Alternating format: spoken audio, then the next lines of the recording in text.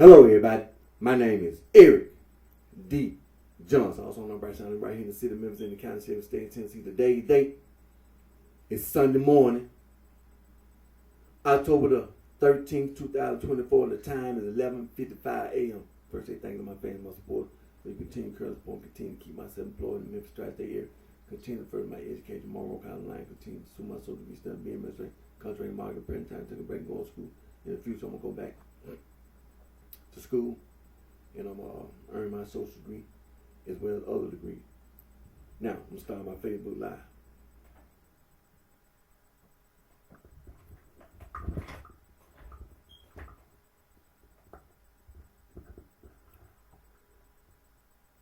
Hello, everybody.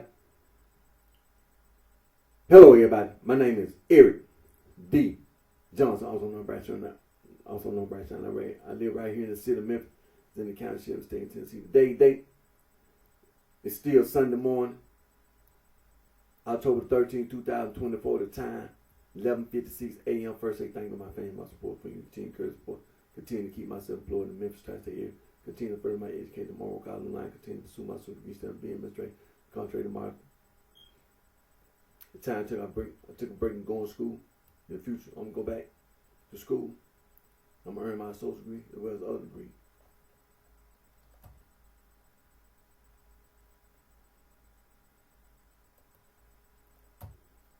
Now,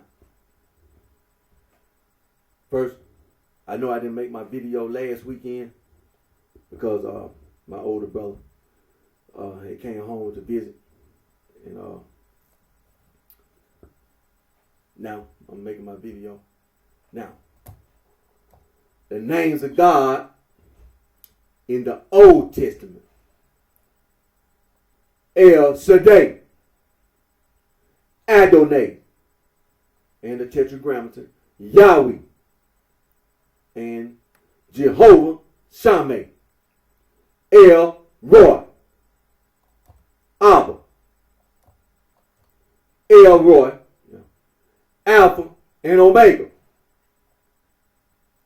Elohim, El Elyon, Jehovah Rapha, Jehovah Tsidkenu, Jehovah Sabaoth, Jehovah, and Elohim, God the Creator, Jehovah Nissi, Jehovah Shalom, Jehovah Jireh, El, Jehovah Roy, God the Shepherd, the Lord who sanctifies, mighty God, Emmanuel. Now, let's go over to names of God in the New Testament. El Shaddai, Adonai, Jehovah Tsidkenu, Jehovah Shalom, Jehovah Shammah, Jehovah Sabaoth, the Lord of hosts, Ancient of Days, El Elyon, Jehovah Rapha, Jehovah Jireh, the Tetragrammaton, Yahweh, Abba, El Olam, Chief Shepherd, Elohim, El Roy, Jehovah Nissi, the Lord my banner, Jehovah Roy, God the Shepherd, Alpha and Omega, Good Shepherd, Jehovah. And when it comes, excuse me, when we go online, both names of God in the Old Testament and then names of God in the New Testament, biblical, sources from the web.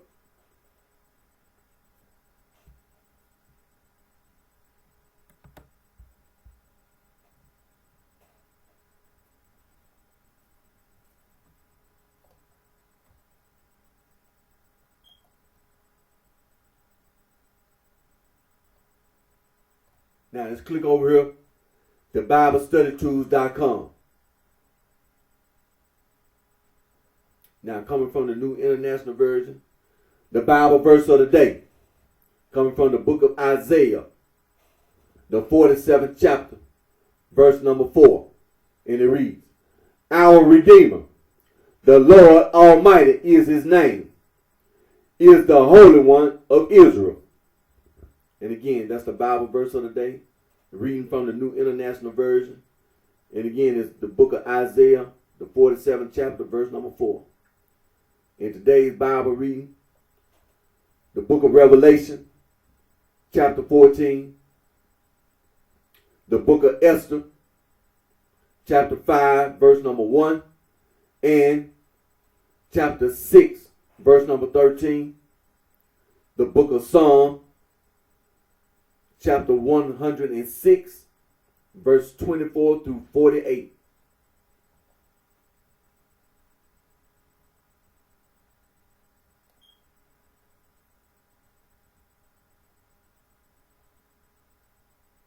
And you also have featured verse topics.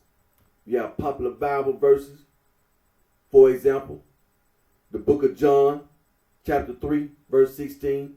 The book of Genesis, chapter 1, verse 1. The book of Philippians, chapter 4, verse 6.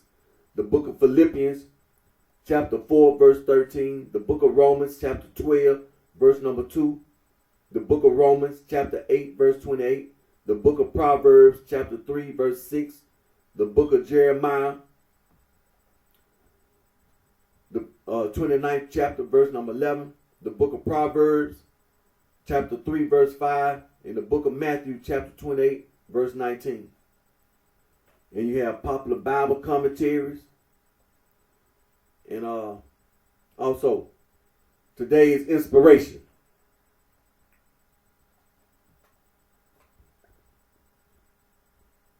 Okay. Yeah. Today's inspiration. The book of Romans, chapter 8, verse 28. And it reads, And we know that in all things God works for the good of those who love him, who have been called according to his purpose.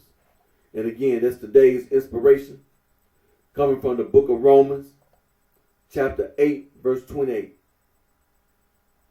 And we over here on BibleStudyTools.com. Now let's click over here to Bible Gateway.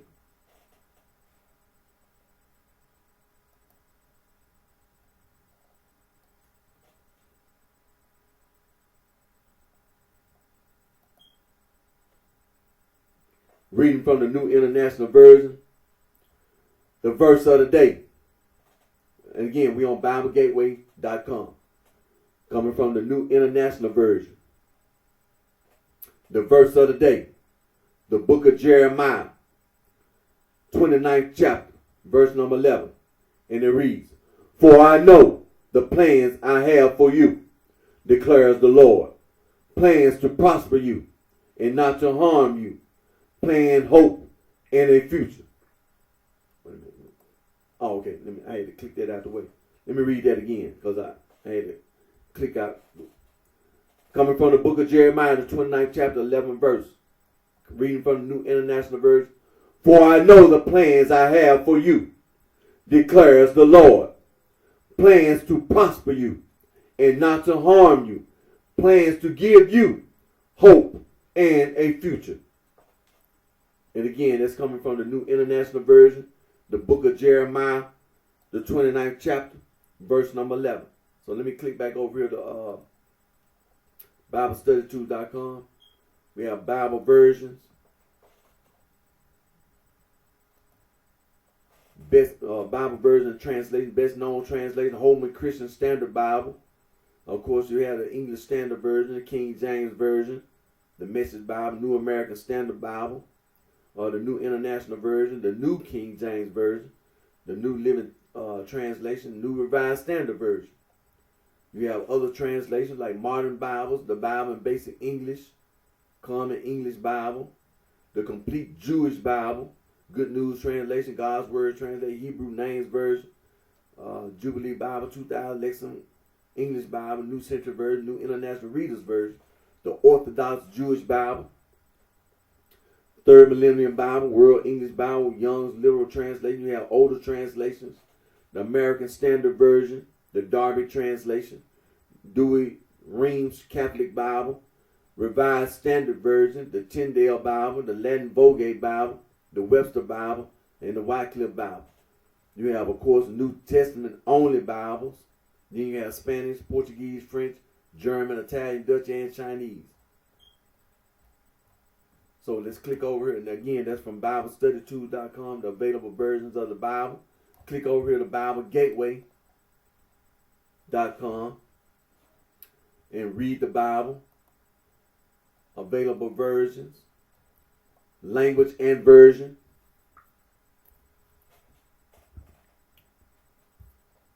From A to Z. For example, we have the Amharic Bible, New Amharic Standard Version,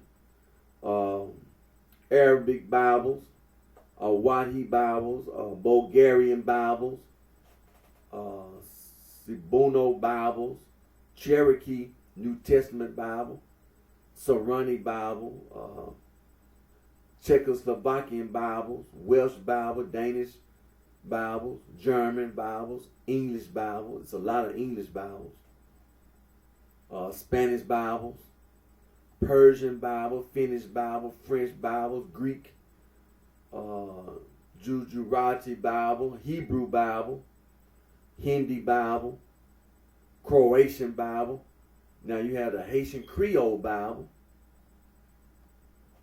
Hungarian Bible. You have a Hawaii Pidgin Bible, Icelandic Bible, Italian Bible, Japanese Bible, Jacotic Bible, Kelchi Bible, Korean Bible, Latin Bible, Luganda Bible, Maori Bible, Macedonian Bibles, Marathi Bible, Mam Central Bible, and then you have Mam Toto Santo Bible, Low German Bible, Nepali Bible, New Halto Bible, Dutch Bible, Norwegian Bible, Chichewa Bible, Oriya Bible, West Central Oromo Bible, Punjabi Bible, Polish Bible, Papio Nawat Bible, Portuguese Bible, Kichue Bible,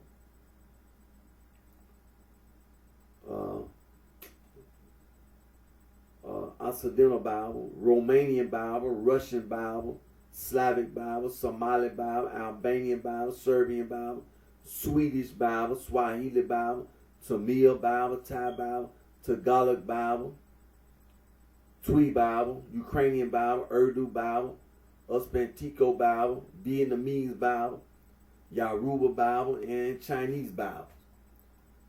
A lot of Bibles in circulation. Various languages and versions. Now, of course, you know that the Old Testament is the Jewish faith, belief. And then when you come into the New Testament, of course, we're talking about the historical Jesus, the Messiah that's prophesied in the Old Testament. And starting with the Catholic faith, you have Roman Catholic churches. You have Eastern Orthodox churches. And you have Oriental Orthodox Catholic churches. Then you got all this Protestant stuff. And then you got all this, what they call it, denominational and non-denominational stuff.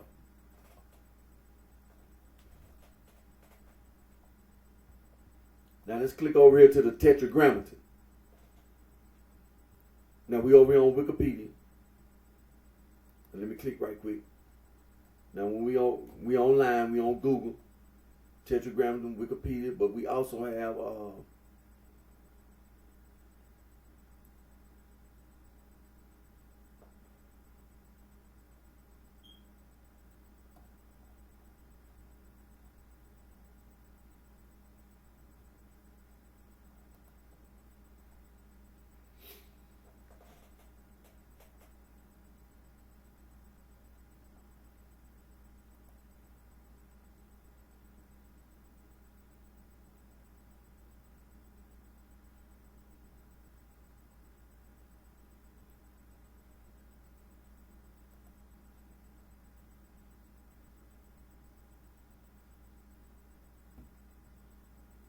It's a lot of other stuff that comes up online.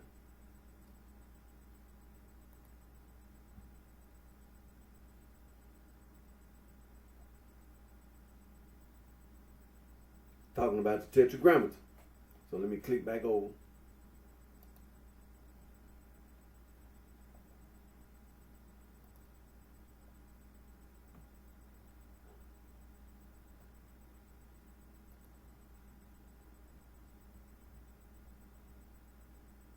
Okay.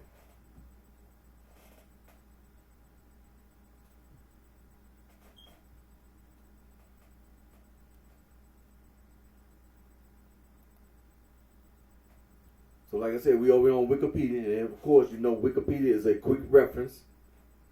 So reference. So let me scroll down to the bottom. Looking for citations, looking for footnotes, looking for resources, and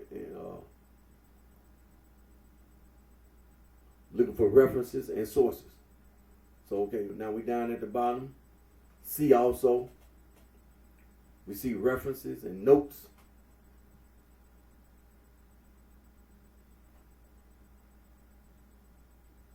We see citations on this tetragrammaton. A lot of citations. A lot. 168. Then we got sources.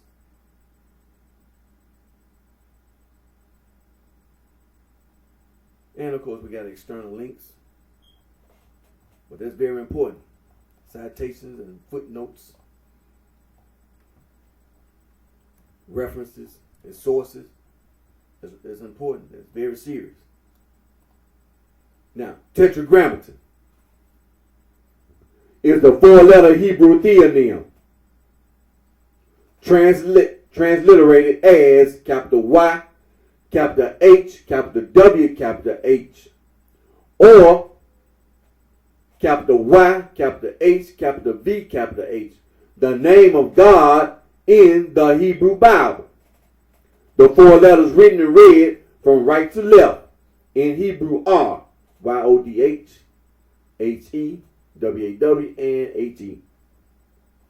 The name may be derived from a verb that means to be, to exist, to cause to become, or to come to pass.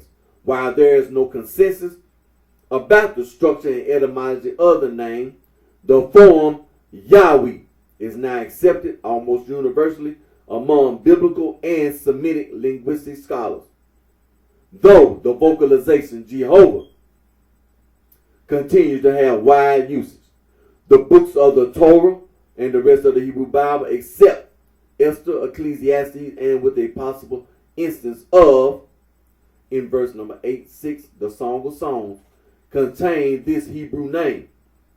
Observant Jews and those who follow Talmudic Jewish tradition do not pronounce nor do they read aloud proposed transcription forms such as Yahweh or Jehovah. Instead, they replace it with a different term, whether in addressing or referring to the God of Israel.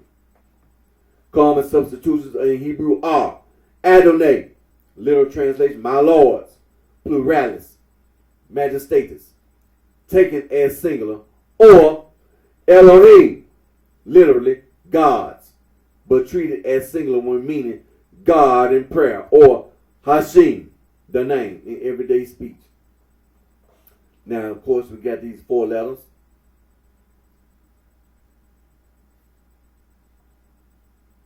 The letters probably written and read from right to left in biblical Hebrew are Yod, He, Wah, He. Now, the etymology. The Hebrew Bible explains it by the formula. Of course, I don't speak Hebrew. Okay. Transliterate, I am that I am. The name of God revealed to Moses in Exodus chapter 3, verse number 14.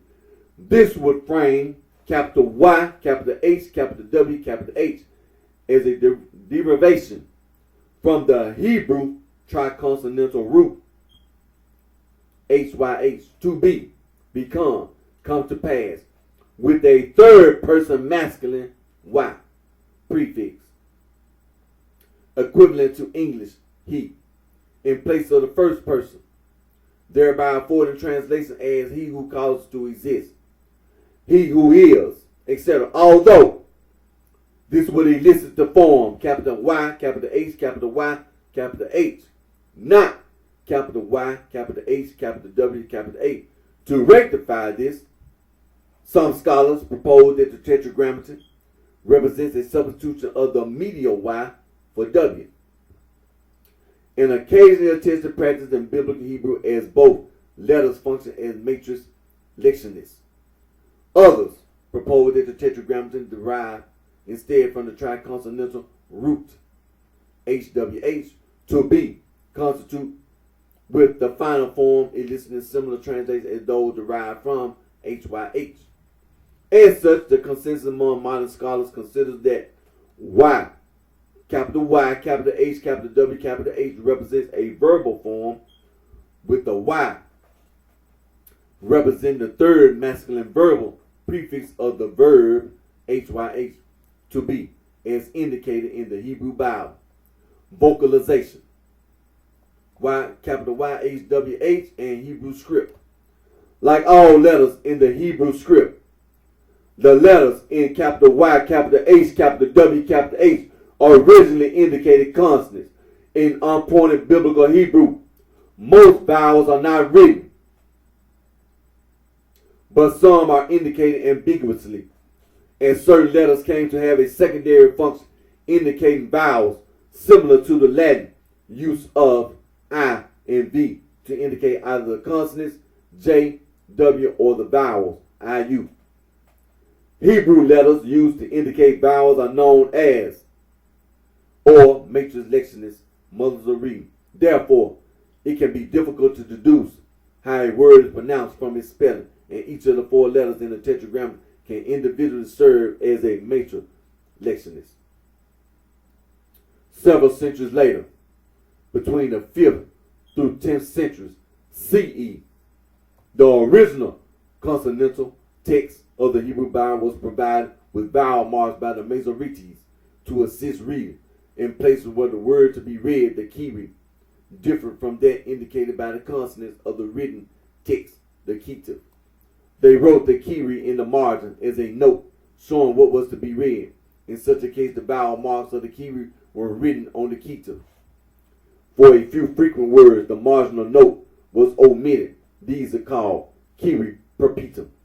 One of the frequent cases was the tetragrammaton, which according to later rabbinic Jewish practice should not be pronounced but read as Adonai, literally translate my lords, pluralis, majestatis, taken as singular, or if the previous or next word already was Adonai, as Elohim, God, writing the vowel diacritics of these two words of the consonants, capital Y, capital H, capital V, capital H, produces, okay, and respectively, ghost words that would spell Jehovah and Yehovah. Wait. Yehovah or Yehovah and Yehovah. Because when I said it, I seen the vowel.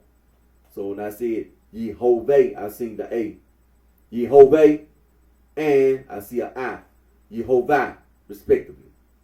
The oldest complete or nearly complete manuscripts of the Masoretic text with Tiberian vocalization, such as the Aleppo Codex and the Leningrad Codex, both of the 10th or 11th century, mostly write Yahweh with no point on the first H. It could be because the old diacritic point plays no useful role in distinguishing between Adonai and Elohim, and so it is redundant. Or it could point to the kiri being, which is Aramaic for the name Yahweh. The scholarly consensus is that the original pronunciation of the tetragrammaton was Yahweh. R. Reno agrees that when in the late first millennium Jewish scholars inserted indications of vowels into the Hebrew Bible. They signaled that what was pronounced was Adonai, Lord. Non-Jews later combined the vowels of Adonai with the consonants of the Tetragrammaton and invented the name Jehovah. Paul Jones and Takamitsu Moraka state the Kiri is the Lord, whilst the Ketub is probably, according to ancient witnesses, and they add note 1 in our translation, we have used Yahweh, a form widely accepted by scholars instead of the traditional Yehovah. In 1869, John Smith's dictionary, a collaborative work of noted scholars of the time, declared whatever therefore be the true pronunciation of the word, there can be little doubt that it is not Jehovah. Mark P. Arnold remarks that certain conclusions drawn from the pronunciation of as Yahweh would be valid even if the scholarly consensus were not correct. Thomas Romer holds that the original pronunciation of Yahweh was Yeho or Yehu. Max Riesel, in The Mysterious Name of Yahweh, said that the vocalization of the Tetragrammaton must originally have been Yahweh or Yahweh. The element Yahweh is found in Amorite personal names, Yahweh, the Gari, commonly denoted as the Semitic equivalent of the Akkadian. The latter refers to one existing which, in the context of deities, can also refer to one's eternal existence, which aligns with Bible verses such as Exodus chapter 3, verse 15, and views that can mean that I am the existing one. It also explains the ease of Israelites applying the Olam, or everlasting epithet, from El to Yahweh. But J. Philip Hyatt believes it is more likely that Yahweh refers to a God creating and sustaining the life of a newborn child rather than the universe. This conception of God was more popular among ancient Near Easterners, but eventually the Israelites removed the association of Yahweh to any human ancestor and combined it with other elements.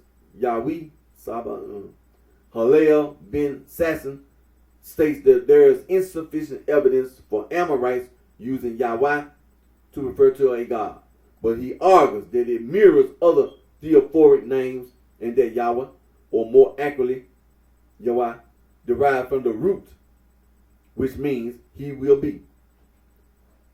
Now, here we go.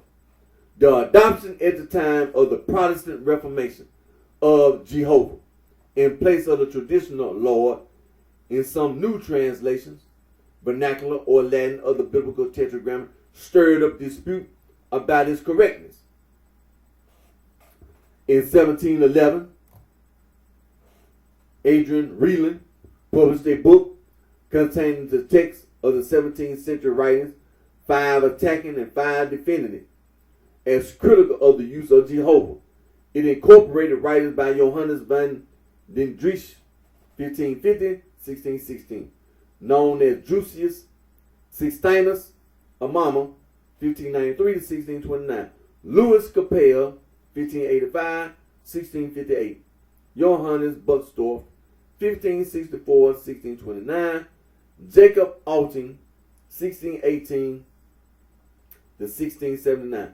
Defending Jehovah were writings by Nicholas Fuller, 1557-1626, and Thomas Gallagher, 1574-1654, and 3 essays by Johann Leusden, 1624-1699.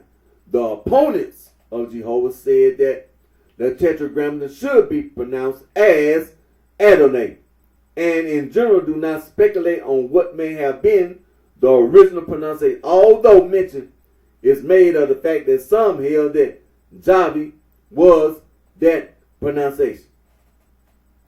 Almost 2 centuries after the 17th century works reprinted by Reeland, 19th century Wilhelm Gesenius reported in his Thesaurus Philologus on the main reasoning of those who argue either for or Yahweh as the original pronunciation of the Tetragrammaton, as opposed to Jehovah. He explicitly cited the 17th century writers mentioned by Reland as supporters of, as well as implicitly cited Johann David Michaelis, 1717 to 1791, and Johann Friedrich von Meyer, 1772 to 1849, the latter of whom, Johann Heinrich Kurtz, described as the last of those who have maintained with great pertinacity that was the correct and original pointing. Edward Robertson's translation of a work by Gesenius gives Gesenius' personal view as my own view coincide with that of those who regard this name as anciently pronounced Yahweh, like the Samaritans. Okay.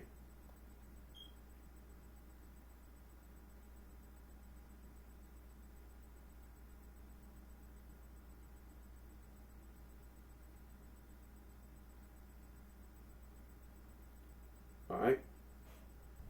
And see, this is the reason why I got all these footnotes. You know, you got all these citations and footnotes and references and sources. Because when you put your cursor on some of these, they show you the book that they talking about. See, that's the reason why it's so important when you understand Wikipedia. See, this is what the PhD in the colleges and universities around the world, the PhD, for example, in theology and religious studies.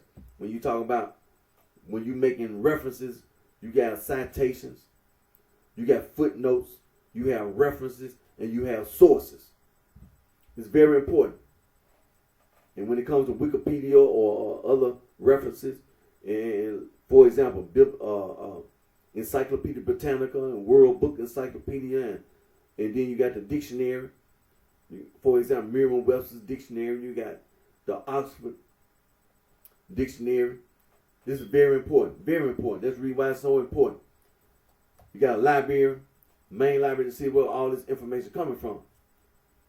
And see, when you talking about these people in the Protestant Reformation, you had to ask yourself this honest question: Where is the information that they calling themselves scholars at that time? Where they get their information from? Where did they get their? What school they went to? Where they get their information from? Where then when you refer to their information, where's the citations and the footnotes? Where's the references and sources? See?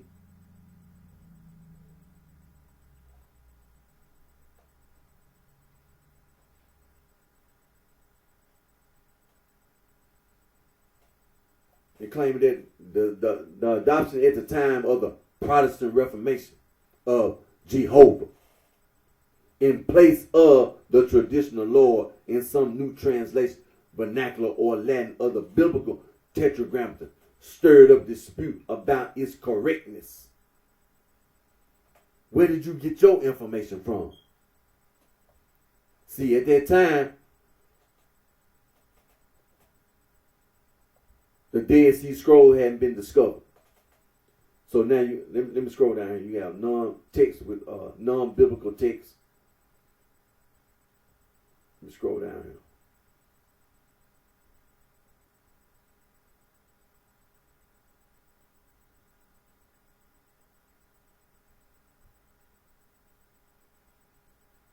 The Hebrew Bible, the Masoretic text, Leningrad Codex.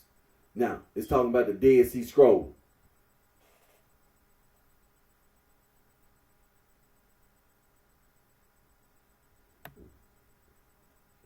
In the Dead Sea Scrolls and other Hebrew and Aramaic texts, the Tetragrammaton and some other names of God in Judaism, such as El or Elohim, were sometimes written in Paleo-Hebrew script, showing that they were treated specially. Most of God's names were pronounced until about the 2nd century BCE. Then, as a tradition of non-pronunciation of the names developed, alternatives for the Tetragrammaton appeared, such as Adonai, Curious, and theos.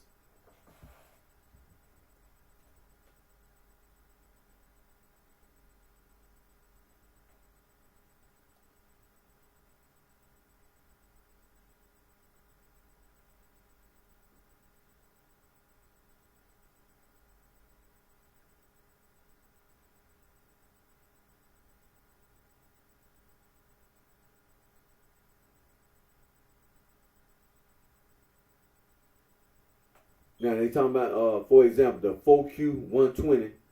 This is a manuscript. Is a Septuagint manuscript of the biblical book of Leviticus, written on papyrus, found at Qumran.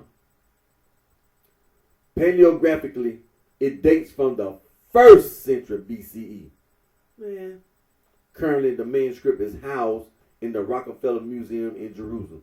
A Greek fragment of Leviticus 26.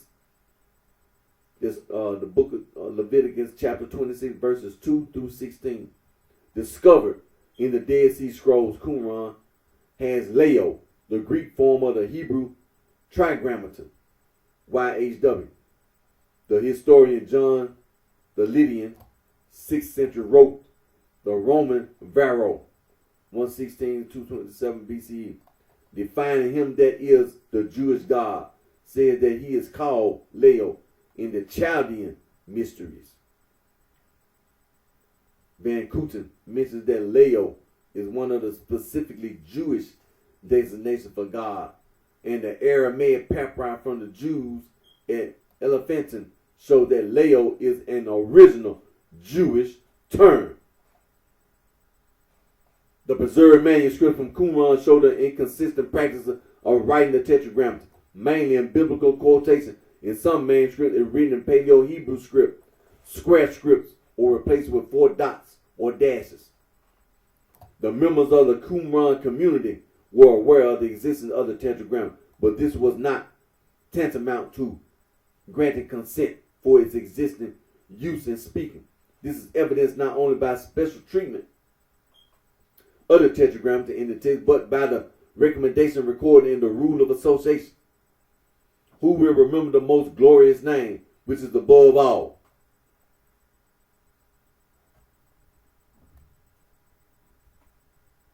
And then it says the table below presents all the manuscripts in which the Tetragrammaton is written in Paleo-Hebrew script, in square script, and all the manuscripts in which the copyists have used tetrapuncta.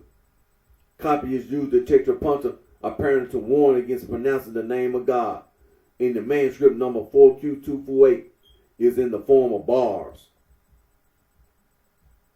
Then it go down, it's talking about the Septuagint.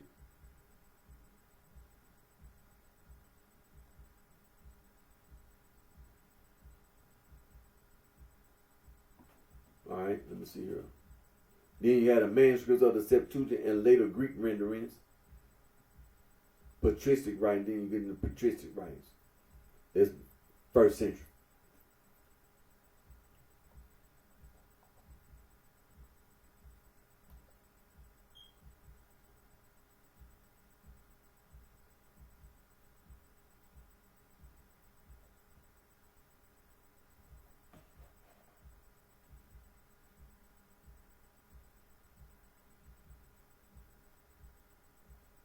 All right.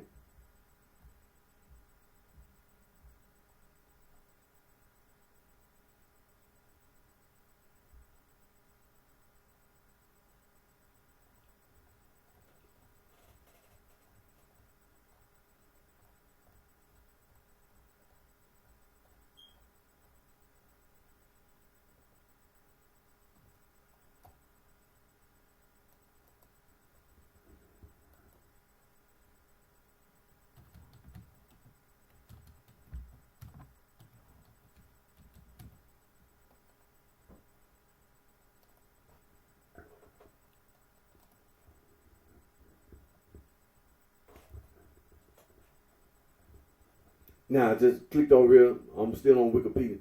Clicked over here to Dead Sea Scrolls right quick. I'm not going to spend too much time on it. I want to just touch on something. Let me scroll down to the bottom here.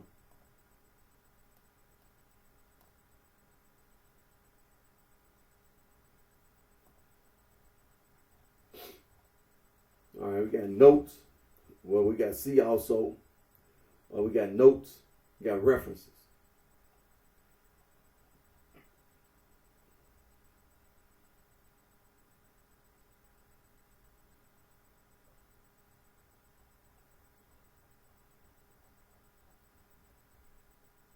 Then you got a bibliography. You got other sources and further reading, external links. Okay. Like I said, we over here on Wikipedia on the Dead Sea Scrolls. I want to touch on something here. Dead Sea Scrolls is very important. The Dead Sea Scrolls, also called the Qumran Cave Scrolls, are a set of ancient Jewish manuscripts from the Second Temple period. Let me touch on that right quick. Second Temple period, or post-exilic period in Jewish history, denotes the approximately 600 years during which the Second Temple stood in the city of Jerusalem. It began with the return to Zion and subsequent reconstruction of the temple in Jerusalem.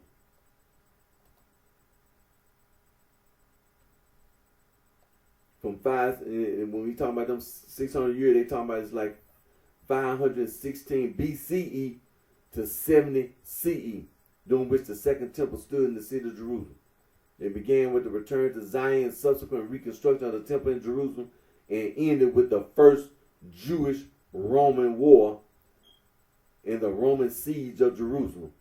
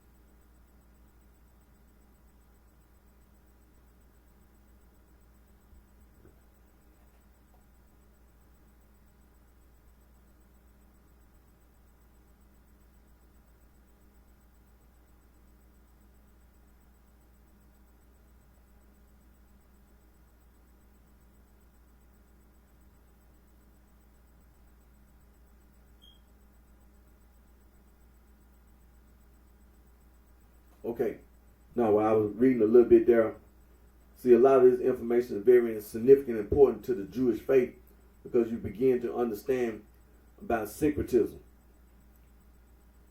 All right, now we're talking about this Second Temple period. Again, the Second Temple period, or post-exilic period in Jewish history, denotes the approximately 600 years, 516 BC to 70 CE, during which the Second Temple stood in the city of Jerusalem. It began with the return to Zion and subsequent reconstruction of the temple in Jerusalem, and ended with the first Jewish-Roman war and the Roman siege of Jerusalem. Let me read a little more here. Now it says in 587 to 586 BCE, the Neo-Babylonian Empire conquered the kingdom of Judah. The Judeans lost their independence upon the Babylonian siege of Jerusalem, during which the first temple was destroyed. After the Babylonians annexed Judah as a province, part of the subjugated populace was exiled to Babylon. This exilic period lasted for nearly 5 decades, ending after the Neo-Babylonian Empire itself was conquered by the Achaemenid Persian Empire, which annexed Babylonian territorial possession after the fall of Babylon. Soon after the conquest, Persian King Cyrus the Great issued a proclamation known as the Edict of Cyrus, encouraging the exiles to return to their homeland after the Persians raised it as an autonomous Jewish-governed province. Under the Persians, 539-332 BCE, the returned Jewish population restored the city and rebuilt the temple in Jerusalem. In 332 BCE, the Achaemenid Empire fell to Alexander the Great, and the region was later incorporated into the Ptolemaic Kingdom, 301 to 200 BCE, and the Seleucid Empire, 200 to 167 BCE. So let me click back over. Now the Dead Sea Scrolls. So now we know, we understand what this second temple, because there was a first temple. They were discovered. Now the Dead Sea Scroll, also called the Qumran Cave Scrolls, are a set of ancient Jewish manuscripts from the second temple period. So they already have dated. So they saying that the Dead Sea Scrolls, the material is dated to around the second temple period. The information contained in and on the Dead Sea Scrolls is older, because we talking about, what about the first temple? So we just read about the second temple, and then we read about the first temple. So it's some old information. They were discovered over a period of 10 years between 1946 and 1956 at the Qumran Cave near Ain Feshka in the West Bank, on the northern shore of the Dead Sea, dating from the 3rd century BCE to the 1st century CE. The Dead Sea Scrolls include the oldest surviving manuscripts of entire books later included in the biblical canons, along with extra biblical and deuterocanonical manuscripts from late Second Temple Judaism. At the same time, they cast new light on the emergence of Christianity and of Rabbinic Judaism. Almost all of the 15,000 scrolls and scroll fragments are held in the Shrine of the Book at the Israel Museum located in Jerusalem. The Israeli government's custody of the Dead Sea Scrolls is disputed by Jordan and the Palestinian Authority on territorial, legal, and humanitarian grounds. They were mostly discovered following the Jordanian annexation of the West Bank and were acquired by Israel after Jordan lost the 1967 Arab-Israeli War. Whilst Israel's claims are primarily based on historical and religious grounds, giving their significance in Jewish history and in the heritage of Judaism.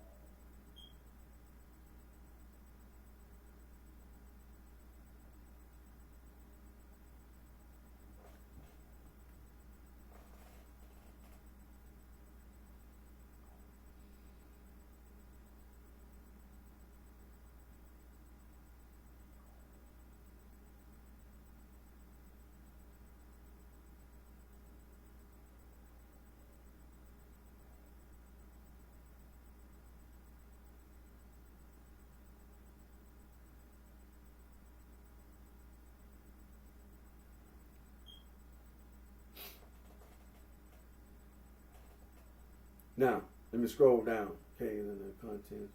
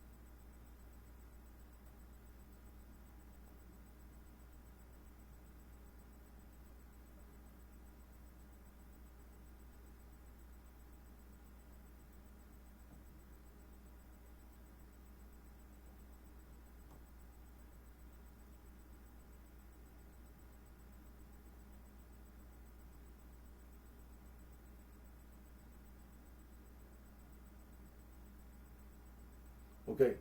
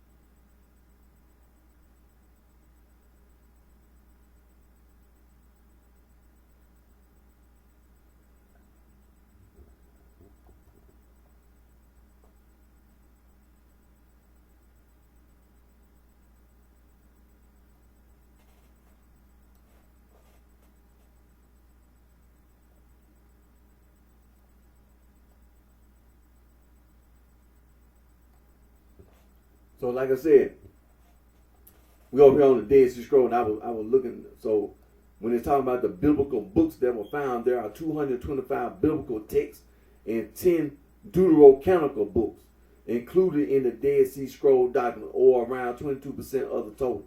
The Dead Sea Scroll contains parts of all but one of the books of the Tanakh, of the Hebrew Bible, in the Old Testament Proto-Canon. They also include 4 of the deuterocanonical books, including Catholic and Eastern Orthodox Bibles, Tobit, Sirach, and Baruch, also known as the letter or epistle of Jeremiah, and Psalms 151. The book of Esther has not been found, and scholars believe Esther is missing because, as a Jew, her marriage to a Persian king may have been looked down upon by the inhabitants of Qumran, or because the book has the Purim festival, which is not included in the Qumran calendar. And so, when it comes to the book of Psalms, number found 39, Deuteronomy 33, First Enoch 25, the book of Genesis 24, the book of Isaiah 22, Jubilees 21, Exodus 18, Leviticus 17, the book of Numbers 11. Then you got the minor prophets 10. The book of Daniel, the book of Jeremiah, the book of Ezekiel, the book of Job, the book of Tobit, the book of Kings, the book of Samuel, the book of Judges, the Song of Songs, the book of Ruth, the book of Lamentations, the book of Sirach, the book of Ecclesiastes, the book of Joshua. So, those are the books that have been found. See, when we talk about this Protestant Reformation, just like that nonsense we just got to read about the Tetragrammaton, they had not found the Dead Sea Scrolls.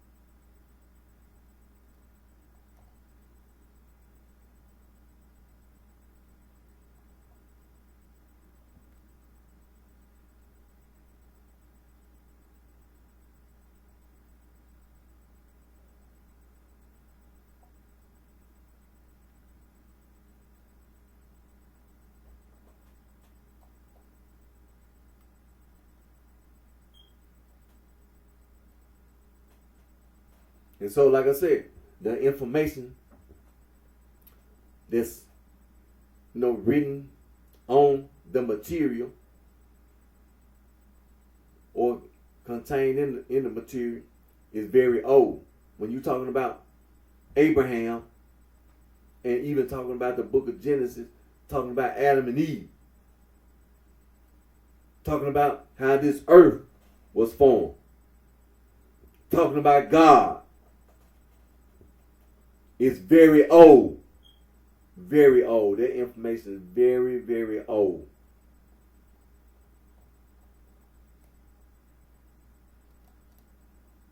And then you get into this, what they call the second temple, and saying Yahweh and who these groups of people were and the things that they did or didn't do. Then you start talking about the first temple. So that's the reason why the information is very old.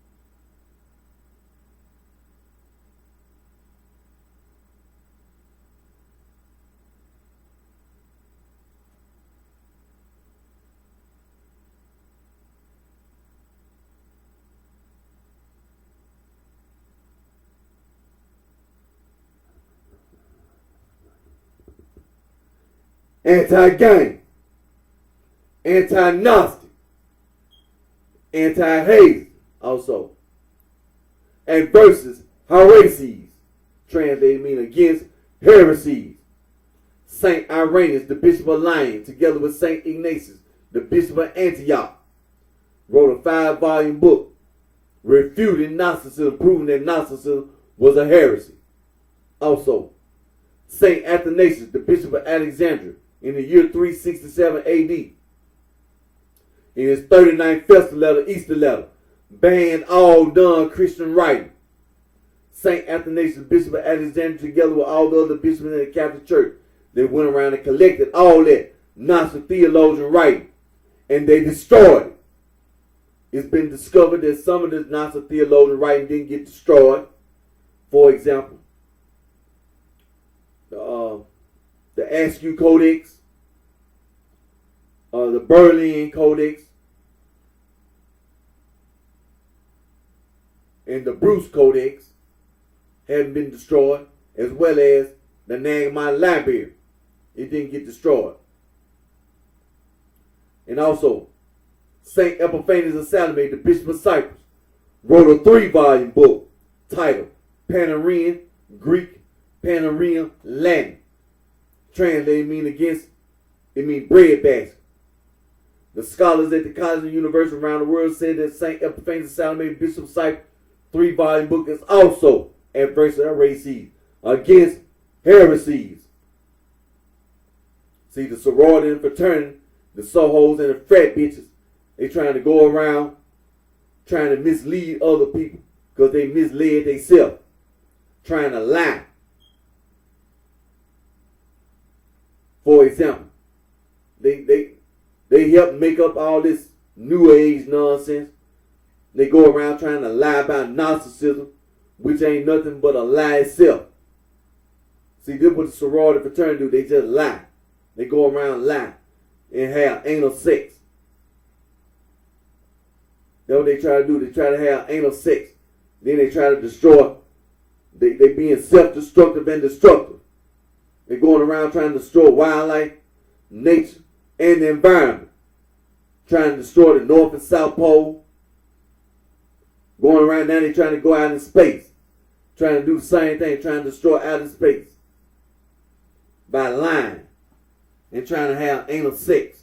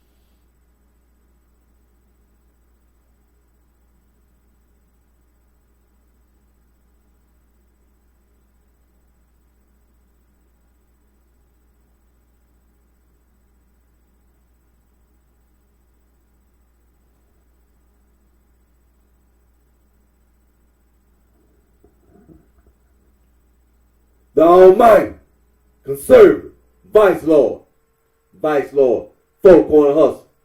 The Almighty, Black, Prince Stone. The Almighty, Mickey, Coldstone, Crack. The Almighty, Black, Disciple, Pop. The Almighty Bluefin, Black Disciple, the Black Disciple.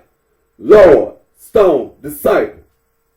Gangster Disciple Killer, GDK. Glazed Donut Killer, GDK. 7-Eleven, G Killer. Goofy.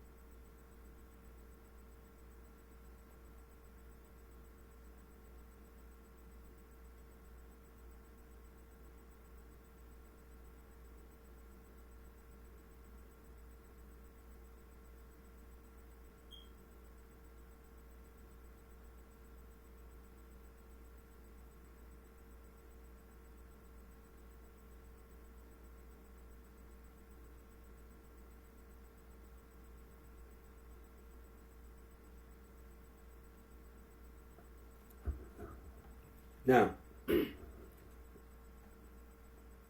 Lord Stone disciple.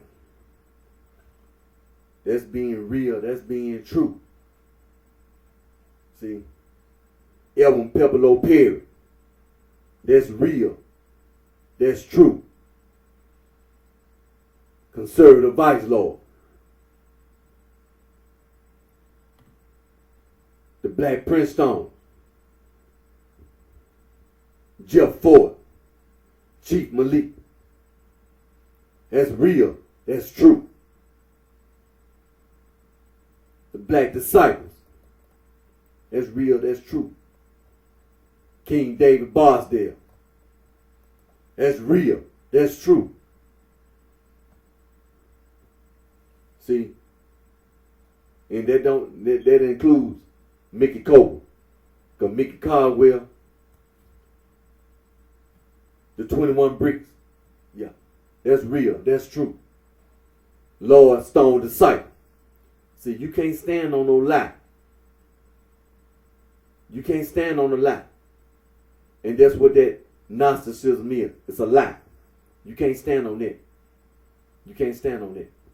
You can't stand on no New Age. You can't stand on nothing. You can't stand up on none of that anal sex stuff. You can't stand on that, man. I don't know what you think. You can't stand on no anal sex. You just lost your mind. You can't stand on that.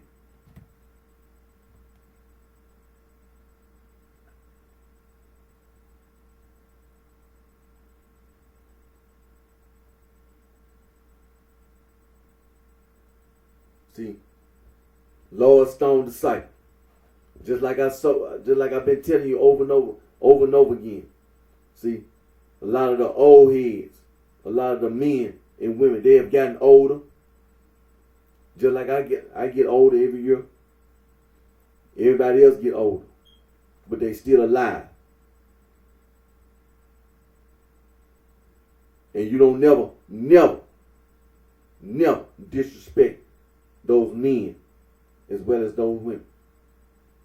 See, I know what the circumstance, I know what the situation is. When you hear me say, you can't stand on a lie, I know what the circumstance, I know what the situation is, because that's the truth. You can't stand on a lie. You can't stand on anal sex. You ain't gonna stand on that. You ain't finna stand on talking about no New Age. You ain't finna stand up on that. And you ain't gonna stand up on no Gnosticism. You ain't gonna stand up. That reason why your ass walking around here looking for somewhere to go. But I'm making sure it ain't nowhere for you to go. Except to the graveyard. Where you belong. Background check. There ain't nowhere for you to go. There ain't nowhere for you to go. Because I will find you. I'll find you. Because when you go on a run and you try to hide, I will find you. You try to go to another location and you think you're going to get a job, you're going to go to school, I will find you. And oh, you try to go underground, the local people, I will find you eventually. Because I'm going to tell you what's going to happen. Pressure. When I start putting pressure on the local people, just like your ass trying to run and hide, it's going to be the same thing. Putting pressure. Then their ass going to be trying to find somewhere to run and hide. See, you can't go. There ain't nowhere for you to go. I will find you. I will find you. See, you ain't going to stand up. You ain't going to stand up. See, I know what the circumstance is. I know what the situation is. You're not going to stand on the line. See, talking about Lords, Minister Rico, he done got old. He's still alive. Benny Lee, he done got old. He's still alive. Yeah, Jimmy, and I can't name all the other men and women in different branches, traveling vice lord, unknown vice lord, conservative vice lord, Cicero vice lord, mafia insane vice lord, even a Spanish vice lord, four corner hustler. It's a lot of men and women. They got old. They've been around a long time. It's a lot of men and women who knew Edwin Pepper Perry personally, still alive today. Bobby Gore passed away. He passed away. But it's a lot of men and women who knew Edwin Pepper Perry personally, who's still alive today. Same thing. Black Prince Stone. Waikita. He got old. He got out of prison. He got old. He's still alive. That's the leader. He the leader. No matter what nobody else say, Waikita is the leader. He the leader.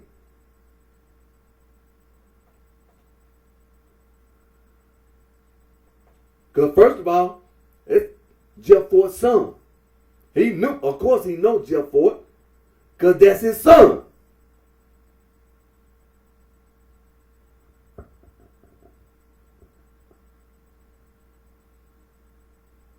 He's still alive.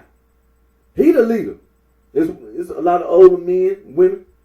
Not only did they know Jeff Ford, but it's a lot of Stone who knew Edwin Pepper Perry as well as some of the others, like Bobby Gore. They knew personally. They knew him personally. Because I know Bobby Gore went to prison. It's men and women. It's men as well as women when Bobby Gore was on the street. When he went to prison and everything. Then he got out of prison, got his case overturned. But it's men as well as women who knew Bobby Gore personally. Who knew Jeff Ford personally. When Jeff Ford was on the street, when he was out on the street, not in prison, when he was on the street, it's women walking around who know I knew Jeff Ford personally.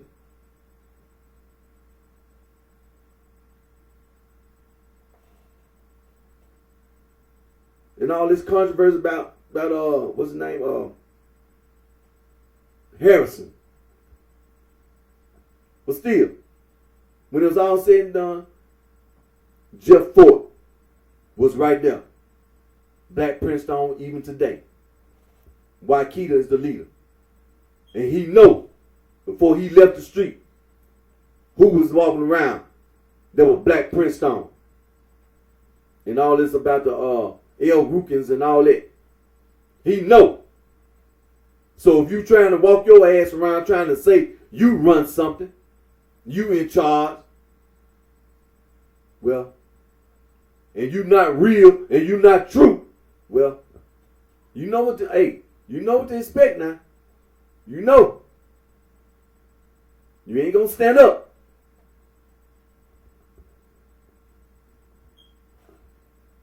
The Black Disciples.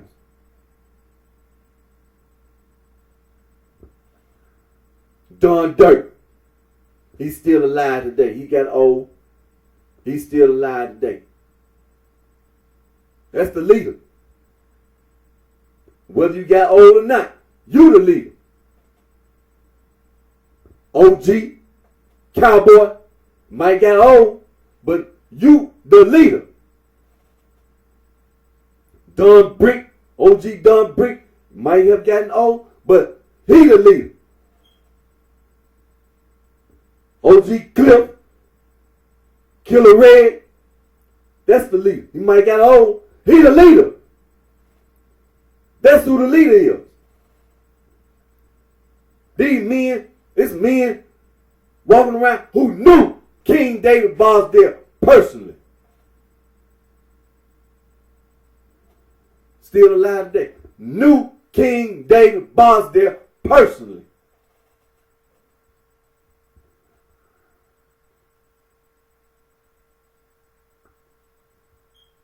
You the leader. Anybody else?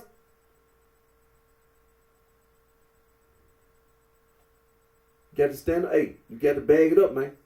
If you're not real, you're not true. You know. You got to bag it up, man.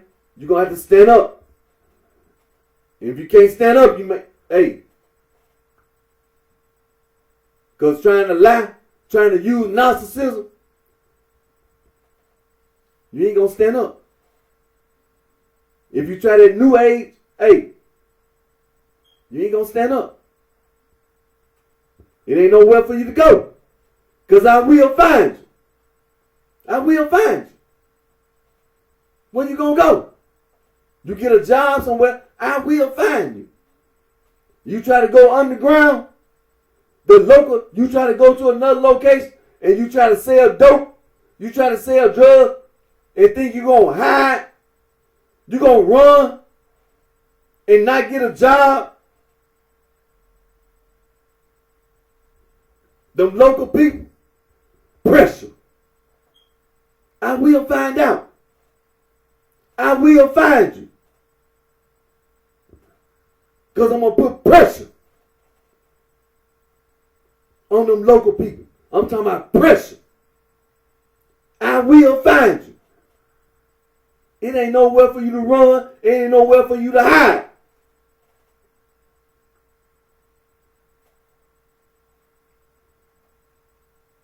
See, you're going to stop all that.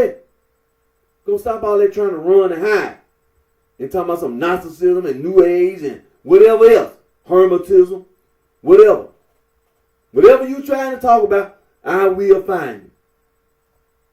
You're going to finally face up. You're going to be held accountable and responsible.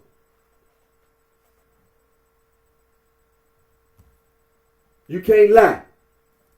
You can't lie. See, a lot of the old men, a lot of the men got older, but I'm going to say this. Hey, I don't accept that, man. I don't accept that. Them men, you try to mislead them men as well as women. It's not right. That's the leader. And it ain't got nothing to be afraid of and nothing to be scared of.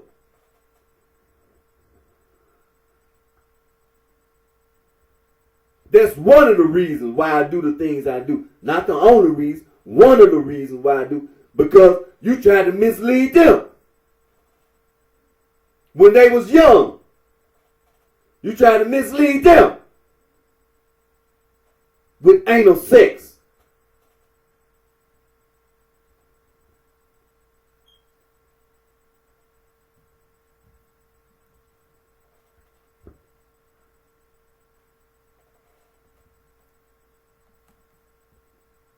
That's the leader. You don't get away with lying, man. You ain't gonna stand up.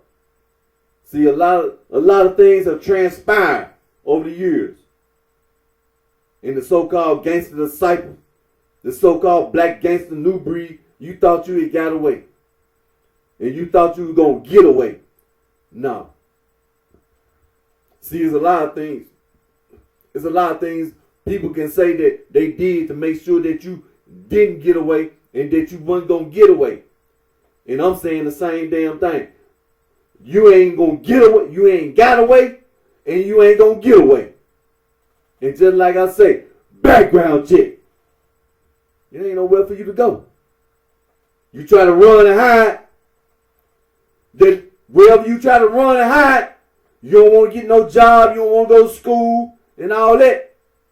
You want to try to be underground and try to, hey, when I put pressure on the local people, I will find you. I will find you. I'm not Mr. Nice Guy. No. I'm not going to be nice. When I put pressure, I'm not going to be nice. I'm going to be really mad. I'm going to be mad. So, you think what you want to think? You can give yourself that false courage. Because when it comes to a gangster disciple, a black gangster newbie, I already got that understood. That you ain't talking about nothing. So you can make up any kind of religion you want. It ain't going to help you. You lying. And you ain't going to stand up. simple, straight to the point. Now you can call yourself trying to be violent.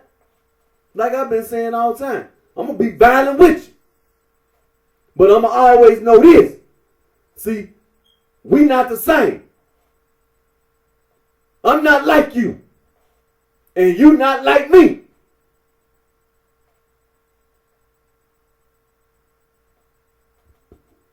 What you talking about, I'm against. You ain't going to stand up.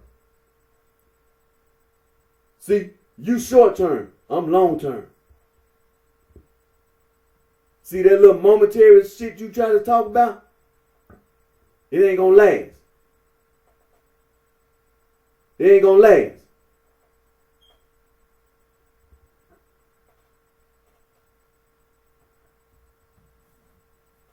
You thought you were gonna get a quick knockout. No, this is a 15 rounder. Well, either 12 or 15 rounds. But hey, you ain't gonna make it. You thought you were gonna get a quick knockout with narcissism. No. No.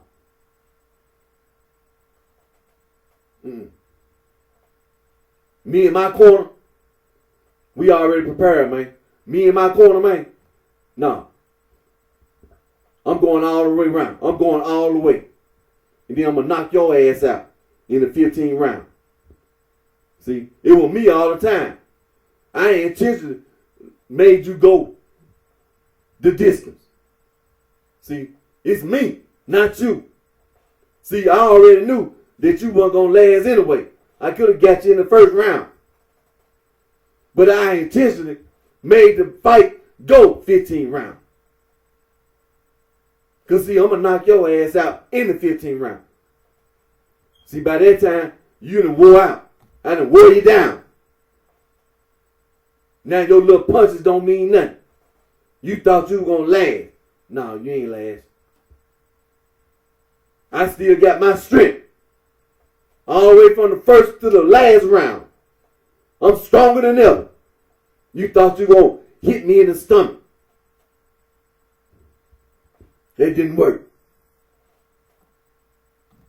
When the 15th round come, there he go down, laying on the flat on his back.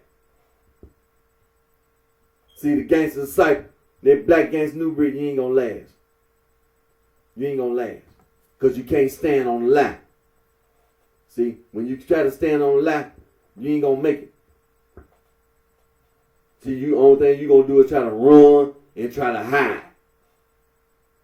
That's all you've been doing the whole time, trying to run, trying to hide. And then out there in Los Angeles, California, it's going to be the same thing. Talking about some blood gang, crip gang. It's going to be the same thing. You ain't going to make it. You thought you were going to get away with trying to do the same dumb stuff. Trying to use narcissism. Talking about some new age. You ain't going to stand up. You ain't going to stand up. Then you going to try to do the same thing. Try to be violent. Well, I'm going to be violent with you. I'm going to be violent with you. And you ain't going to last. See, you short term. I'm long term. See, you only, when you try to run and try to hide, I will find you. I will find you. Because I'm going to put pressure on the local residents. I'm going to put pressure. Oh, when I put pressure, I'm not being nice. Oh, they going to tell me who I'm looking for. They going to take me right to you. Because see, when I put pressure, I'm putting pressure. And it's going to be the same thing. You can't stand up, man. You can't stand up to that pressure. Whoever you looking for, man, it ain't no need for me to go through all that. See, that's how it's going to go.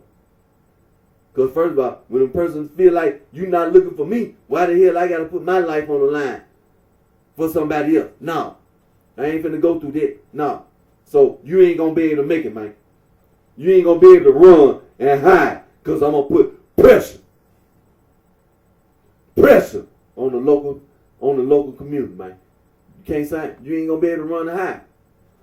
So whatever you thought you got away with, and whatever you think you're getting away with narcissism, you lying to yourself. You ain't getting away.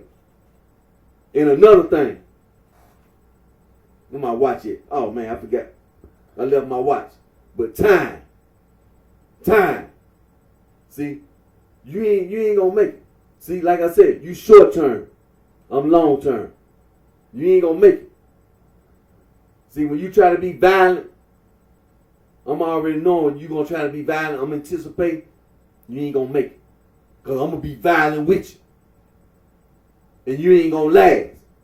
Cause you can't lie. So when you die, ain't nobody gonna be too quick to be like you. Cause when I get you, how many people you think wanna be just like you? Dead. Got killed. Talking about some narcissism, some anal sex. How many people you think honestly wanna be just like you? See, you short term. I'm long term. You can't stand on the lie. You can't stand on the lie. So blood gang, crip gang, just remember, you short term, I'm long term. Lord, stone, disciple.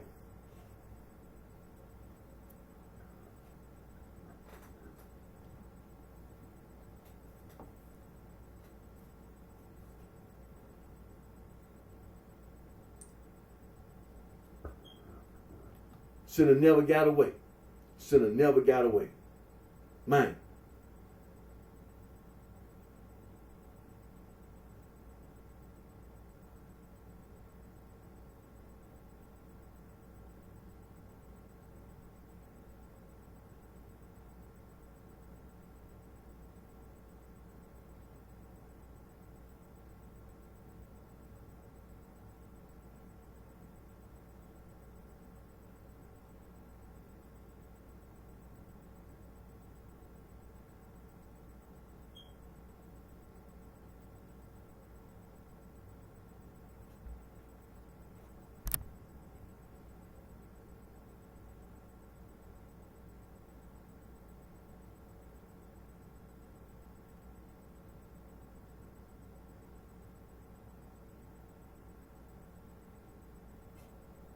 Just want to make this talking about some gangster disciple. In the year 1958, construction began on the Dan Ryan Expressway, which successfully uprooted a portion of Inglewood, Washington Park, Roseland, Morgan Park, and Fuller Park. This mainly affected the impoverished African American community in these neighborhoods, all by design. Many impoverished African Americans had to move in a pinch in areas like Inglewood and Northern Hyde Park was all that was available and affordable. These mostly white areas became further enraged, and the racial differences went full scale. This is when Laverne gathered many African American youths in the Inglewood and Northern Hyde Park area, mostly consisting of boys between the ages of 11 and 13 years old, alongside the Inglewood boys and 75th Street Brims, who were older boys. And I'm not positive, but it is possible Laverne and another named Richard Champ Strong were possible members of the Inglewood boys or the Brims. It became decided to come together as one major force to be reckoned with, to battle these racial issues, but to also deal with the aggressive Egyptian Cobras that were now growing in the Inglewood and Hyde Park areas. The Cobras were another African American gang that started in 1958 and were aggressively growing on the south side. The boys decided to flip through the Holy Bible to get ideas, and that's when it dawned on them to use the name disciple in their title. The boys then added on the prefix devils to give the name an intimidating edge to it. After that was decided, the disciples were simultaneously at 43rd Street in Kenwood and scattered throughout Inglewood. A disciple group known as the East Side Disciples was the group that started at 43rd and spread all the way south into Hyde Park to 53rd and Kimbrough. 53rd and Kimbrough became East Side Disciple headquarters and basically the headquarters for all citywide disciples. However, Inglewood disciples tended to gather at 63rd and Stewart.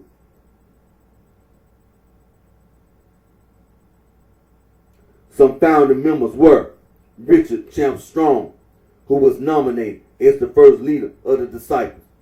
David Bosdale, D. Steele, Mingo Shred, Prince Oldtimer, Rob Allen, Roy Kilroy Dawson, Byron Big Shoe Coffee, Leonard Longstreet, Nightwalker, Laverne, and various others. The disciples kept their business out of the press. The disciples established headquarters at the Hyde Park intersection of 53rd and Kimball, which became their very first stronghold. The disciples created the symbols of the Star of David, pitchfork, and devil's tail with devil horns when they formed in 1958.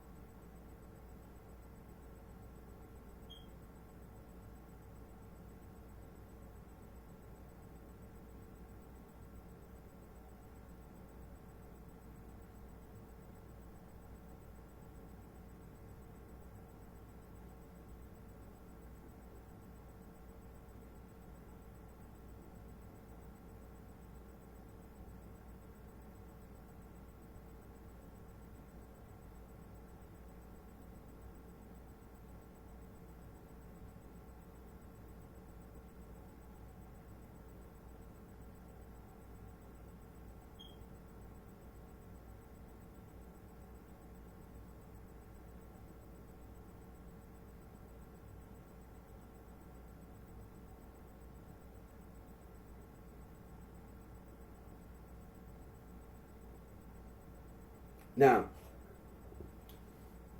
this so-called gangster disciple.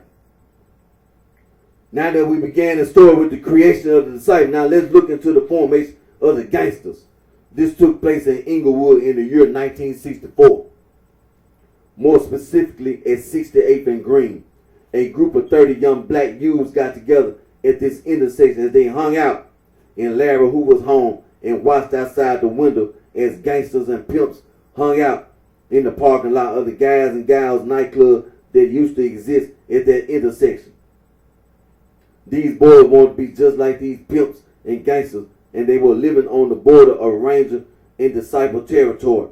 Larry Hoover was inspired to be a leader of gangsters and began dressing himself very well to fit the role. Eventually, these boys created their own club called the Supreme Gangsters, which was Larry Hoover's idea for the club name. Larry Hoover himself was not the first official leader, but more of a behind-the-scenes type leader. Hoover teamed up with street hustler Andrew D.D. Howard and King Ike Taylor and made King Ike his right-hand man. The Supreme Gangsters wore the color black, and their symbols were a heart with wings and a round crown with a sword going through it. The Supreme Gangsters saluted each other with a clenched fist as their hand sign. See? Should have never happened. It wasn't no reason for that. The black disciples were so large and been around, it wasn't no reason for this peon and the rest of them stupid youth to be sitting up in the house looking out the window at some gangsters and some pimps across the street from where the Guys and Gals club used to be. And at the intersection of the disciples and the Stones territory. The disciples and the Stones had a border. How you gonna look out the window and see all them Stones and see all them disciples at the border of their territory?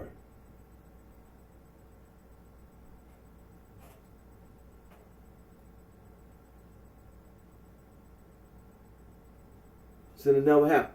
See, this with all this Gnosticism, that's where that come from. See, I know. See, I know what the circumstance, I know what the situation is. Narcissism. I know. And you ain't gonna stand up. See, you short term. I'm long term.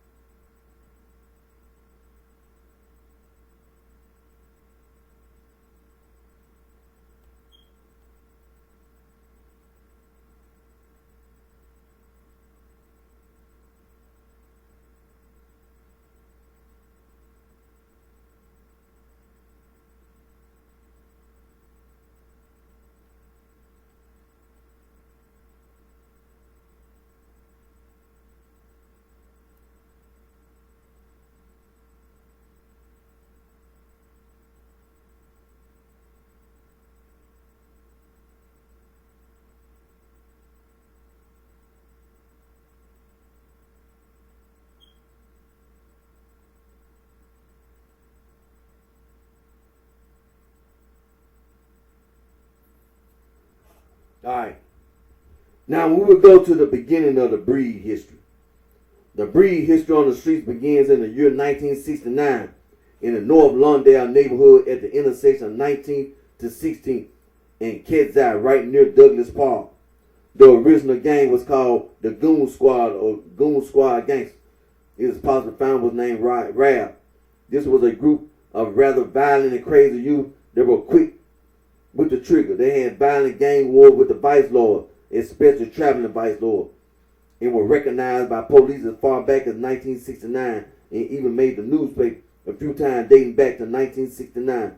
The Goons made the newspaper 3 times beginning in 1969.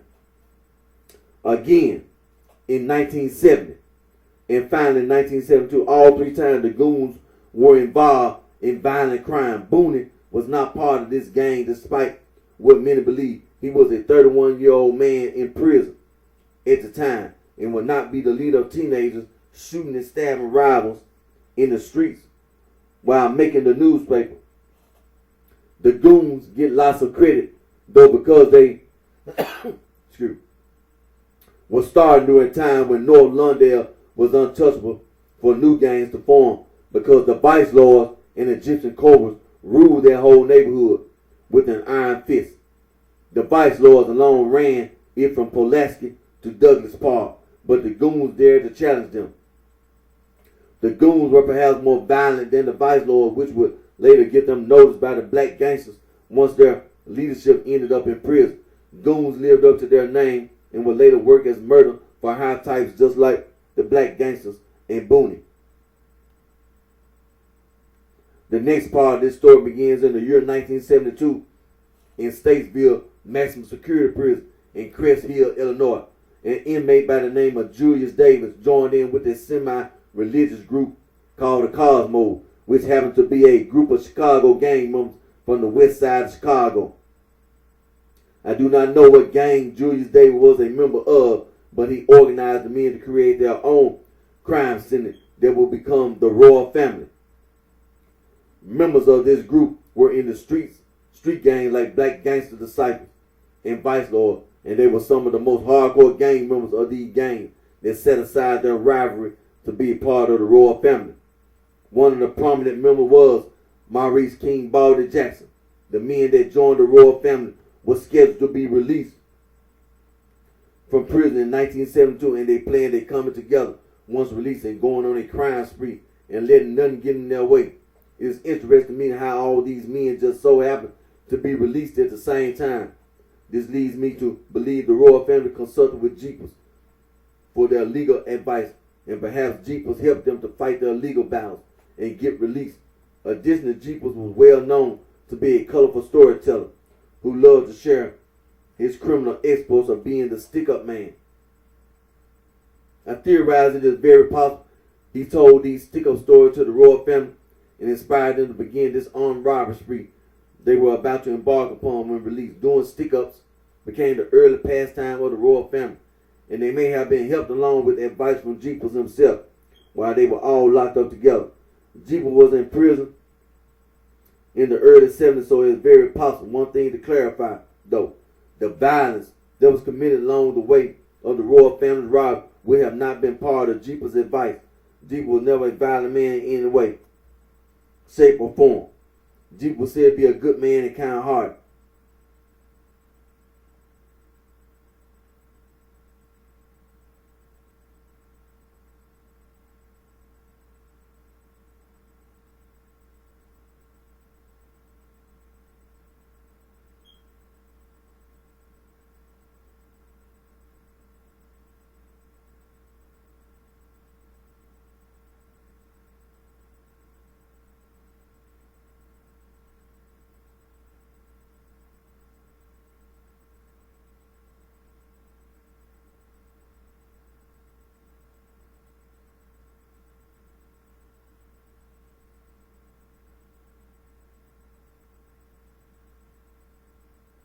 Alright. So like I said, it wasn't no reason, as you can see, it wasn't no reason for that. The vice lords and Egyptian code, they ruled the whole with an iron fist. So, but see, when I see it, when I know Gnosticism. That's all it is. See, you ain't gonna stand up.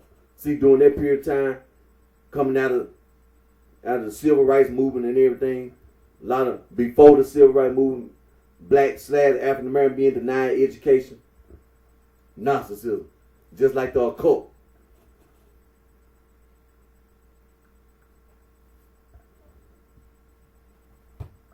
Just like the occult, going around talking about voodoo and all this. See, all this nonsense is based on fear, based on some kind of imaginary fear. Fear. Hey, you just have to tell the truth. Some white man trying to make some white woman scared or afraid. Fear. Trying to tell something, the werewolf. Dracula. What else? The mummy. Talking about some made up story. Talking about a mummy. Where you get that from? Way over there in Egypt. And talking about a mummy gonna come to life. And do whatever. Then what else? Frankenstein. Fear. What else? The Hunchback of Notre Dame. What else? What else we can think of?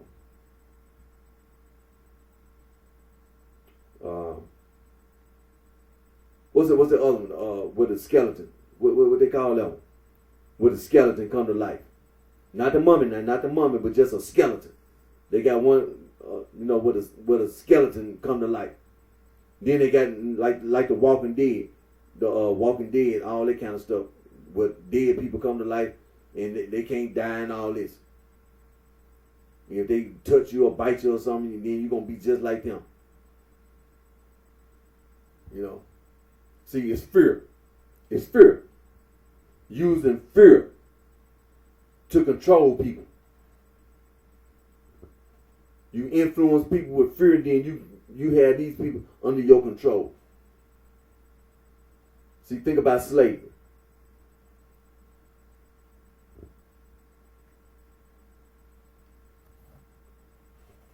What else? What else?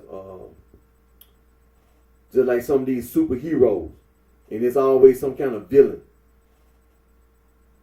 fighting crime, some criminal. Just like the street gang. That's what the gang is. Fear. The gang going around committing crimes, rape, murder, all that kind of fear. Fear. Using fear. That's what the gang do. What they call it? What the sorority and fraternity, the college and university, hazing. Hazing on the college campus. Hey, it's fear.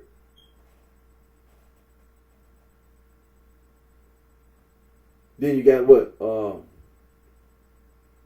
Bullying in school. Elementary school, junior high school, bullying. It's fear. Fear. You go on your job, you go to work, what they got? Harassment. Fear.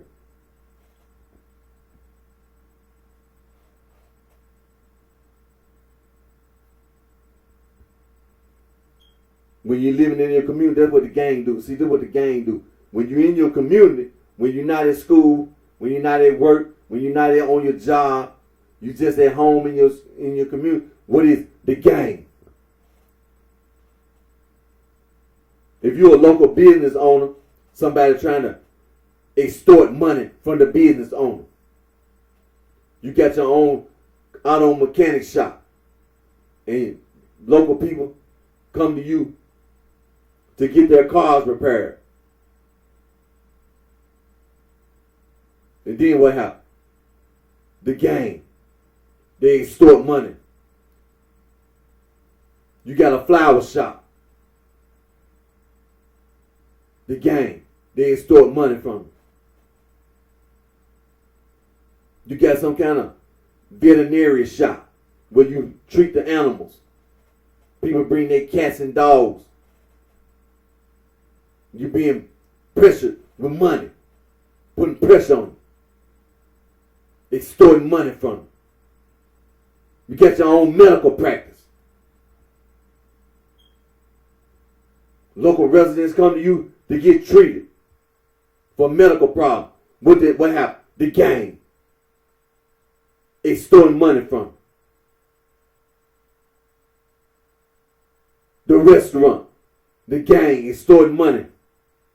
See, fear. It's fear.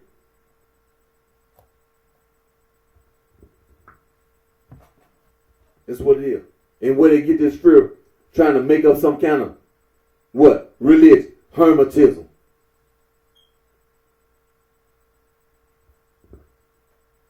Gnosticism.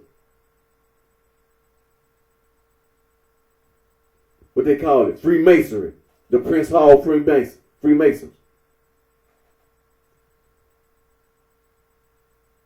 They made it up. I mean, big deal about Freemasonry, Prince Hall Freemason. Okay, they made it up. All right. It's fear. Fear.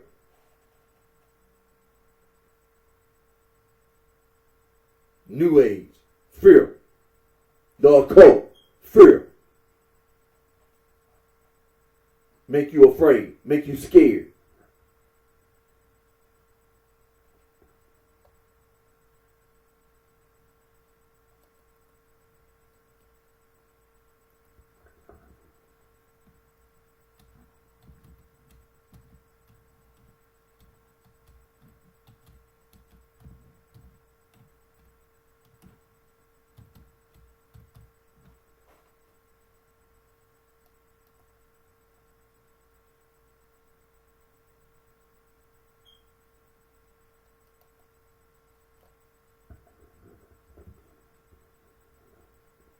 Now we over here on Wikipedia. Let me scroll down.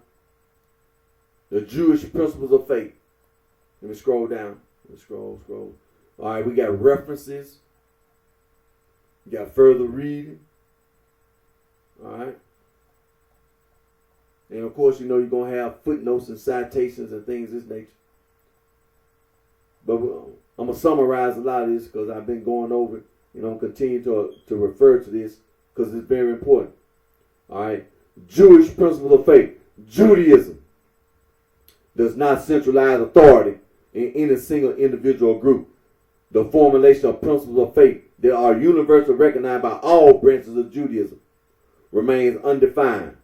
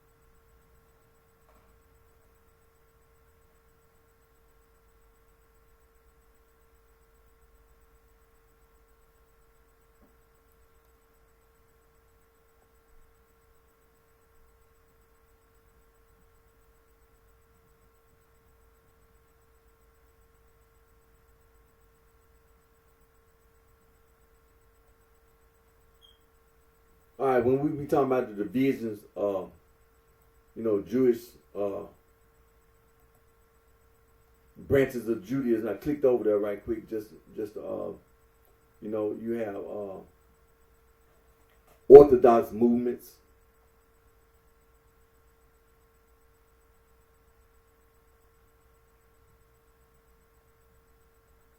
Between the traditionalist Orthodox movements, including Haredi, then you had the ultra-traditionalist and modern Orthodox branches and modernist movements such as Reform Judaism, originating in late 18th century Europe, conservative, Masorti originating in 19th century Europe, and other smaller ones including the Reconstructionist and Renewal movements which emerged later in the 20th century in the United States.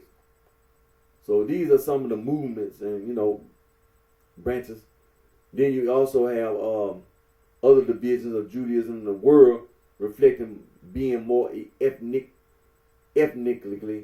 and geographically rooted, like Beta Israel, Ethiopian Jews, and Beni Israel among the ancient Jewish communities of India.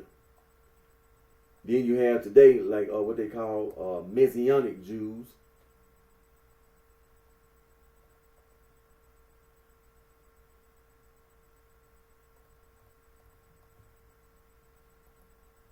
So that's what it means when it, branches of Judaism remains undefined. So getting back to the Jewish principle of faith, there is no central authority in Judaism in existence today.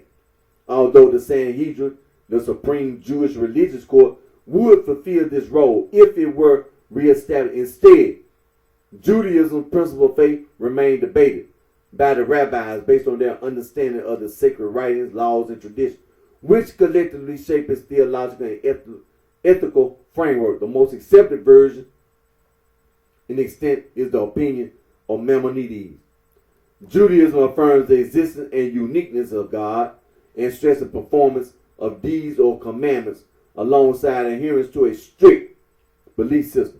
In contrast to religions such as Christianity, which demand a more explicit identification of God, faith in Judaism requires one to honor God through adherence to God's instructions, Torah, and the practice of all of the mitzvah. Orthodox Judaism stresses a number of core principles in its educational program. Most importantly, a belief that there is one single, omniscient, transcendent, non-compound God who created the universe and continues to be concerned with its governance. Traditional Judaism maintains that God established a covenant with the Jewish people at Mount Sinai and revealed his laws and 613 commandments to them in the form of the written and oral Torah. In rabbinic Judaism, the Torah consists of both the written Torah, Pentateuch, and the tradition of oral law, much of it later codified in sacred writing, Mishnah, and Talmud. Tradition, the practice of Judaism has been devoted to the study of Torah and observance of its laws and commandments. In normative Judaism, the Torah, and hence Jewish law itself, is unchanged, but interpretation of the law is more open. It is considered a mitzvah, commandment to study and understand the law. The proper counterpart for the general English term faith, as occurring in the expression principle of faith, would be the concept of emunah. In Judaism, the word amen comes from this word and means I trust, believe, while it is generally translated as faith or trust in God. The concept of emunah can more accurately be described as an innate conviction, a perception of truth that transcends reason. Emunah can be enhanced through wisdom, knowledge, and understanding and learning of sacred Jewish writing. But emunah is not simply based on reason, nor can it be understood as the opposite of or standing in contrast to reason. There are a number of basic principles that were formulated by medieval rabbinic authorities. These are put forth as fundamental underpinnings inherent in the acceptance and practice of Judaism. The conception of God, monotheism. Judaism is based on a strict monotheism and a belief in one single, indivisible, non-compound God. The Shema Yisrael, one of the most important Jewish prayers, encapsulate the monotheistic nature of Judaism. Hear, O Israel, the Lord is our God, the Lord is one. Judaism emphatically rejects any concept of plurality with respect to God, explicitly rejecting polytheism, dualism, and Trinitarianism, which are incompatible with monotheism as Judaism understands it. The unity of God is stated many times in Jewish tradition. It is the second of Maimonides' 13 principles of faith. Maimonides wrote that this God is one, not two or more than two, but one whose unity is different from all other unities that there are. He is not one as a genus, which contains many species of one, nor is he one as a body containing parts and dimensions is one, but his is a unity than which there is no other anywhere. Yas Yasod HaTorah. In Jewish tradition, dualistic and Trinitarian concepts of God are generally referred to as shetu, partnership, meaning incorrect but not an idolatrous view. God is the creator of the universe. Most Jews believe that God is the creator of the universe. Different sets of Jews view this in different ways. For example, some ultra-Orthodox groups reject the concept of evolution and believe the earth to be only a few thousand years old. Other groups of Orthodox and non-Orthodox Jews do not believe in a literal interpretation of the Genesis creation narrative. And according to that view, Judaism is not in contradiction to the scientific model that states that the age of the universe is around 13.77 billion years old. Norbert M. Samuelson writes, the question of dating the universe has never been a problem of Jewish philosophy, ultimately because that philosophy has never taken the literal meaning of the Bible to be its revealed true meaning.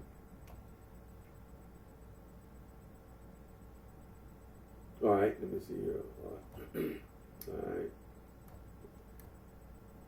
All right. The nature of God. The Jewish view that God is eternal, with neither beginning nor end, a principle stated in a number of biblical passages. The rabbis taught a quite literal, down-to-earth view of the eternalness of God, that God is eternal, but it's not given to man to explore the full meaning of this idea, and so one cannot therefore expect to find in the rabbinic literature anything like a detailed examination of what is meant by divine eternity. A famous Mishnah statement on attempts to pierce the veil is this: whoever reflects on four things, it were better for him that he had not come into the world. What is above, what is beneath, what is before, and what is after. The traditional Jewish view that God is omnipotent, omniscient, and omnibenevolent. All right, let me see here. Soul devotion to the Creator. Within Judaism, the essence of worship is deeply rooted in the belief of monotheism, emphasizing the exclusive devotion to the Creator. This principle dictates that worship and reverence should be directed solely towards God, as articulated by Maimonides' fifth principle of faith. According to this belief, no entity aside from the Creator is deemed worthy of worship. Revelation, Scripture. The Hebrew Bible, or Tanakh, is the Jewish scriptural canon and central source of Jewish law. The word is an acronym formed from the initial Hebrew letters of the three traditional subdivisions of the Tanakh. The Torah, teaching, also known as the 5 books of Moses or Pentateuch, the Nevi'im, prophets, and the Ketuvim, writings. The Tanakh contains 24 books, and all its authoritative version is the Masoretic text. Traditionally, the text of the Tanakh was said to have been finalized at the Council of Jamnia in 70 CE. Although this is uncertain, in Judaism, the term Torah refers not only to the 5 books of Moses, but also to all of the Jewish scriptures, the whole of Tanakh, and the ethical and moral instructions of the rabbi, the oral Torah. In addition to the Tanakh, there are 2 further textual traditions in Judaism: Mishnah, tractates expounding on Jewish law, and Talmud, commentary of Mishnah and Torah. These are both codifications and redactions of the Jewish oral tradition and major works in rabbinic Judaism.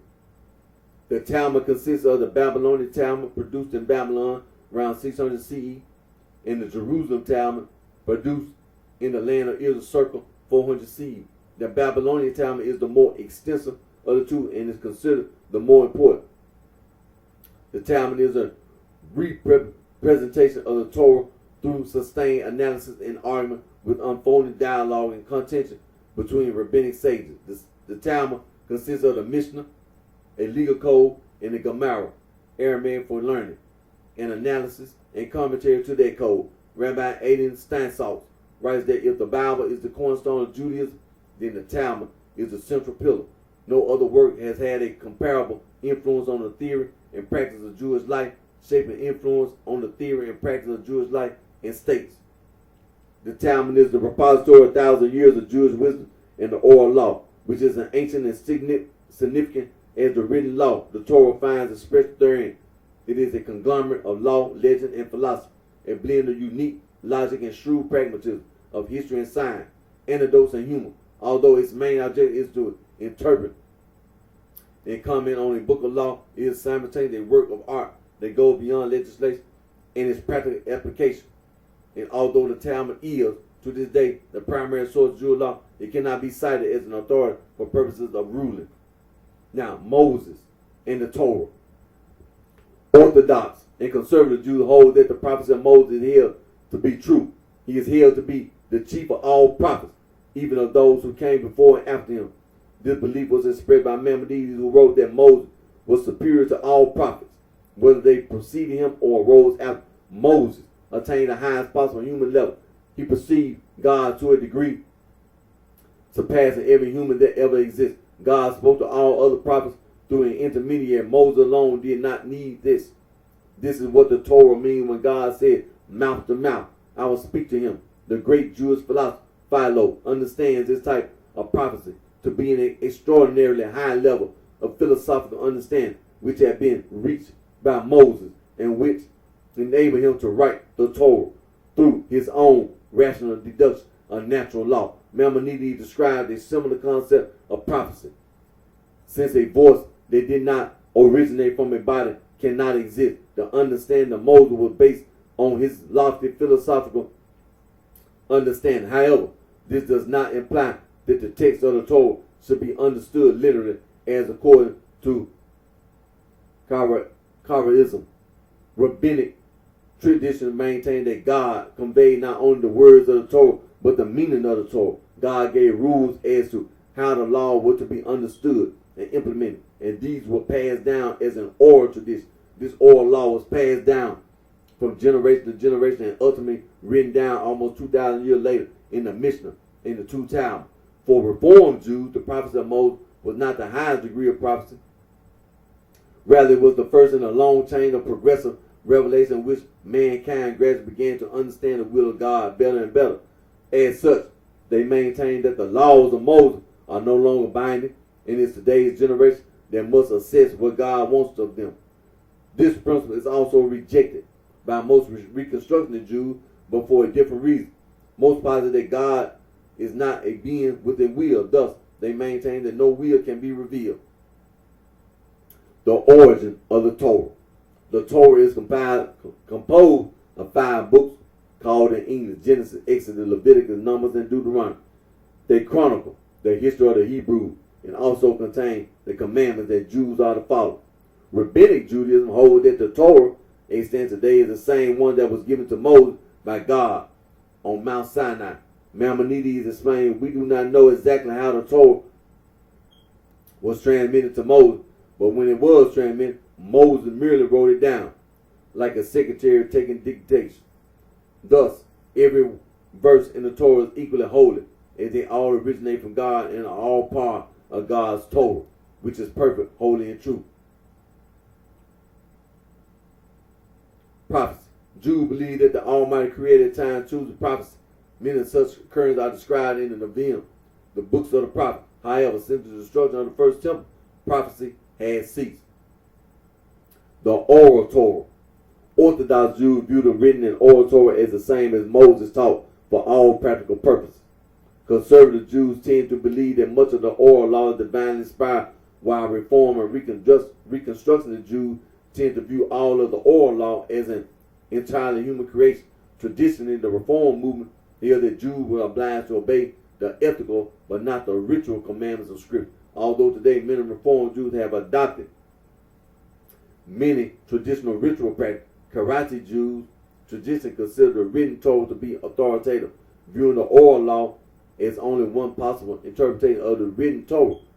Most modern Orthodox Jews will agree that while certain laws within the oral law were given to Moses, most of the Talmudic law was derived organically by the rabbis of the Mishnah and Talmudic era. God's relationship with men. Judaism focuses more on how God defines men than one trying to define God. They are therefore focused on what people are expected to be or do far more than on spelling out theological belief. People are born with both a tendency to do good and to do evil. Jewish tradition mostly emphasizes free will, and most Jewish thinkers reject determinism on the basis that free will and the exercise of free choice have been considered a precondition of moral law.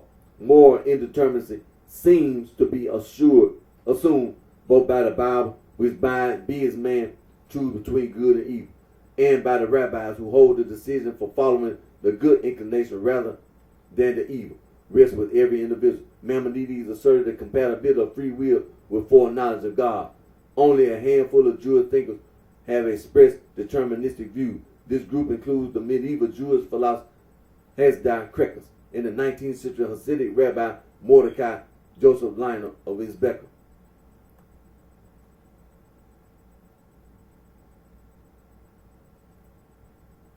All is necessary for God because he is perfect, but for mankind all is possible by virtue of choice. The two types of view are true when knowing about the prophet who is endeavored with God to be wise and to perform miracles for him. Judaism affirms that people are born with both a Yisr Hatov, an inclination or impulse to do good, and with a Yisr Hara, an inclination or impulse to do evil. These phrases reflect the concept that within each person there are opposing natures, continually in conflict, and are referenced many times in the rabbinic tradition. The rabbis even recognize the positive value to the Yisr Hara. Without the Yisr Hara, there will be no civilization or other fruits of human labor. Midrash states, without the evil inclination, no one will father a child, build a house, or make a career. The implication that Yisr Hatov and Yisr Hara are best understood not only as moral categories of good and evil, but as the inherent conflict within man between selfless and selfish orientations. Judaism recognizes two classes of sin: offense against other people and offense against God. Offenses against God may be understood as violation of a contract, the covenant between God and the children of Israel. Once a person has sinned, there are various means by which they may obtain atonement. See atonement in Judaism. All right.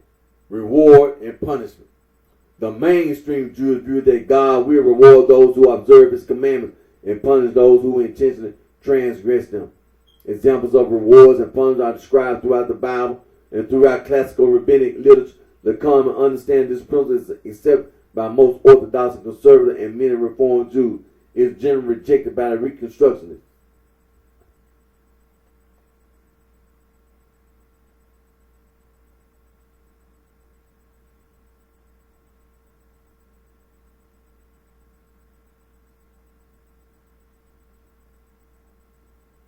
Israel, chosen for a purpose. God chose the Jewish people to be in a unique covenant with God. The description of this covenant is the Torah itself. God further declared in the Torah through prophecy to Moses that his firstborn is the Israelite. However, closeness and being chosen does not imply exclusivity, as anyone can join and convert. Included in the idea of being chosen is that Jews were chosen for a specific mission, a duty to be a light unto the nations and to have a covenant with God as described in the Torah. The Messiah. Judaism acknowledges an afterlife, but does not have a single or systemic way of thinking about the afterlife. Judaism places its overwhelming stress on Olam Hazi, this world, rather than Olam Haba, the world to come. And speculations about the world to come are peripheral to mainstream Judaism and Pirkei Avot, ethics of the Father. It is said that 1 hour of penitence and good deeds in this world is better than all the life of the world to come. But 1 hour of spiritual repose in the world to come is better than all the life of this world, reflecting both a view of the significance of life on earth and the spiritual repose granted to the righteous in the next world.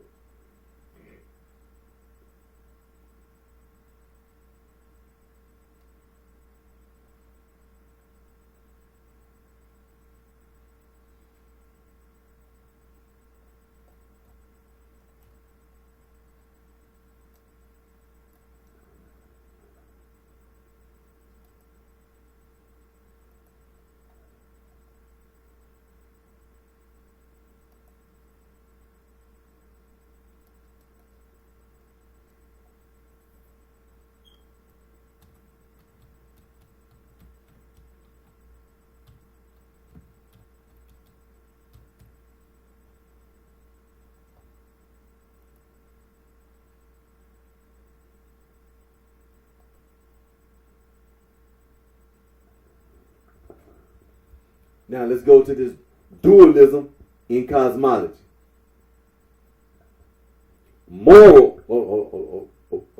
Dualism in cosmology. Dualism or dualistic cosmology is the moral or belief that two fundamental concepts exist, which often oppose each other.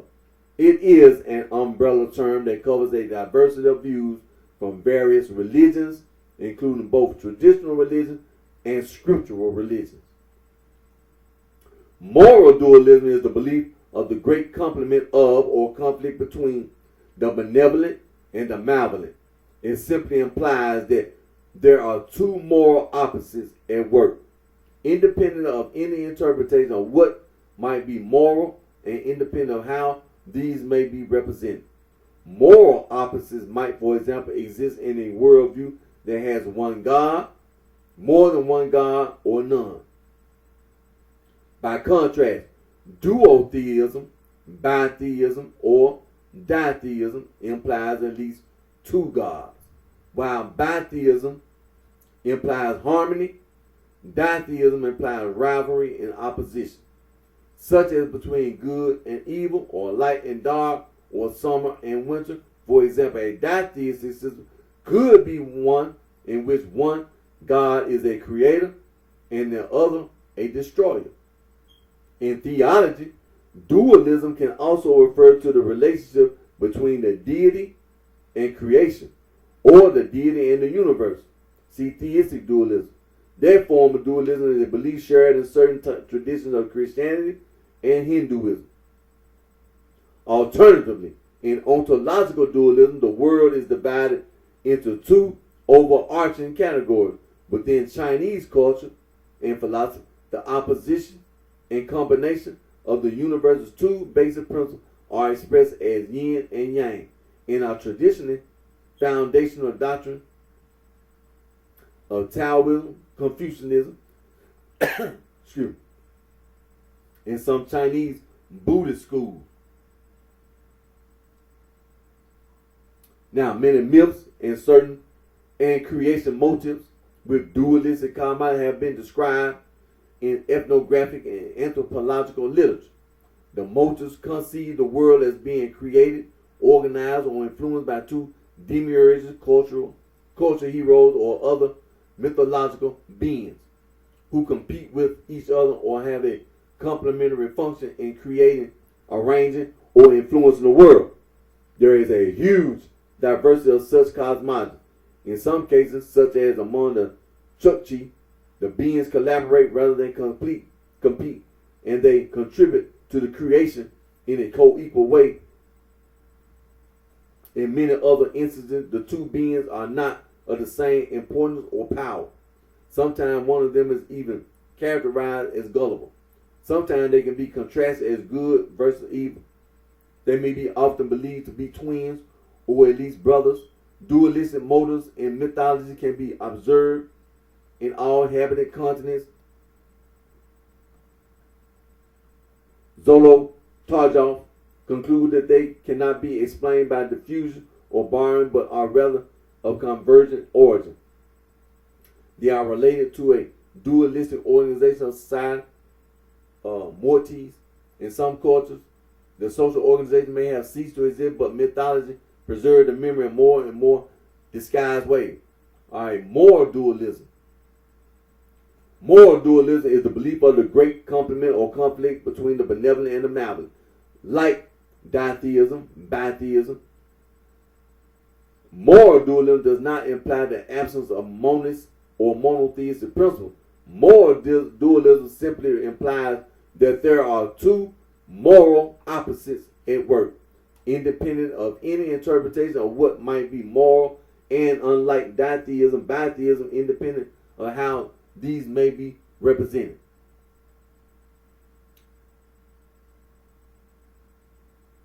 All right, then, for example, Mazdian Zoroastrianism is both dualistic and monotheistic, but not monist by definition, since in that philosophy, God, the Creator, is purely good, and the antithesis, which is also uncreated, is an absolute one. Mandeism is monotheistic and Gnostic, and in its cosmology, the world of light that is good is contrasted with the world of darkness or underworld that is evil. Zurvanism, Zurvanite Zoroastrianism, and Manichaeism are representative of dualistic and monist philosophy, since each has a supreme and transcendental first principle from which the two equal but opposite entities then emanate. This is also true for the suppressed Christian Gnostic religions such as Bogomils, Catharism, and so on. More complex forms of monist dualism also exist, for instance, in Hermetism, where Nous thought that is described to have created man brings forth both good and evil, depending on interpretation, whether it receives prompting from the God or from the demon. Duality with pluralism is considered a logical fallacy. All right. Duotheism, bitheism, and ditheism. When used with regard to multiple gods, dualism may refer to duotheism, bitheism, or ditheism. Although ditheism, bitheism imply moral dualism, they are not equivalent. Ditheism and bitheism implies at least two gods, while moral dualism does not necessarily imply theism at all. Both bitheism and ditheism imply belief in two equally powerful gods with complementary or autonomous properties. However, while bitheism implies harmony, ditheism implies rivalry and opposition, such as between good and evil, bright and dark, summer and winter. For example, ditheism system would be one in which one God is creative, the other is destructive. All right, and let me see here. In a bitheistic system, by contrast, where the two deities are not in conflict or opposition, one could be male and the other female. Duotheism.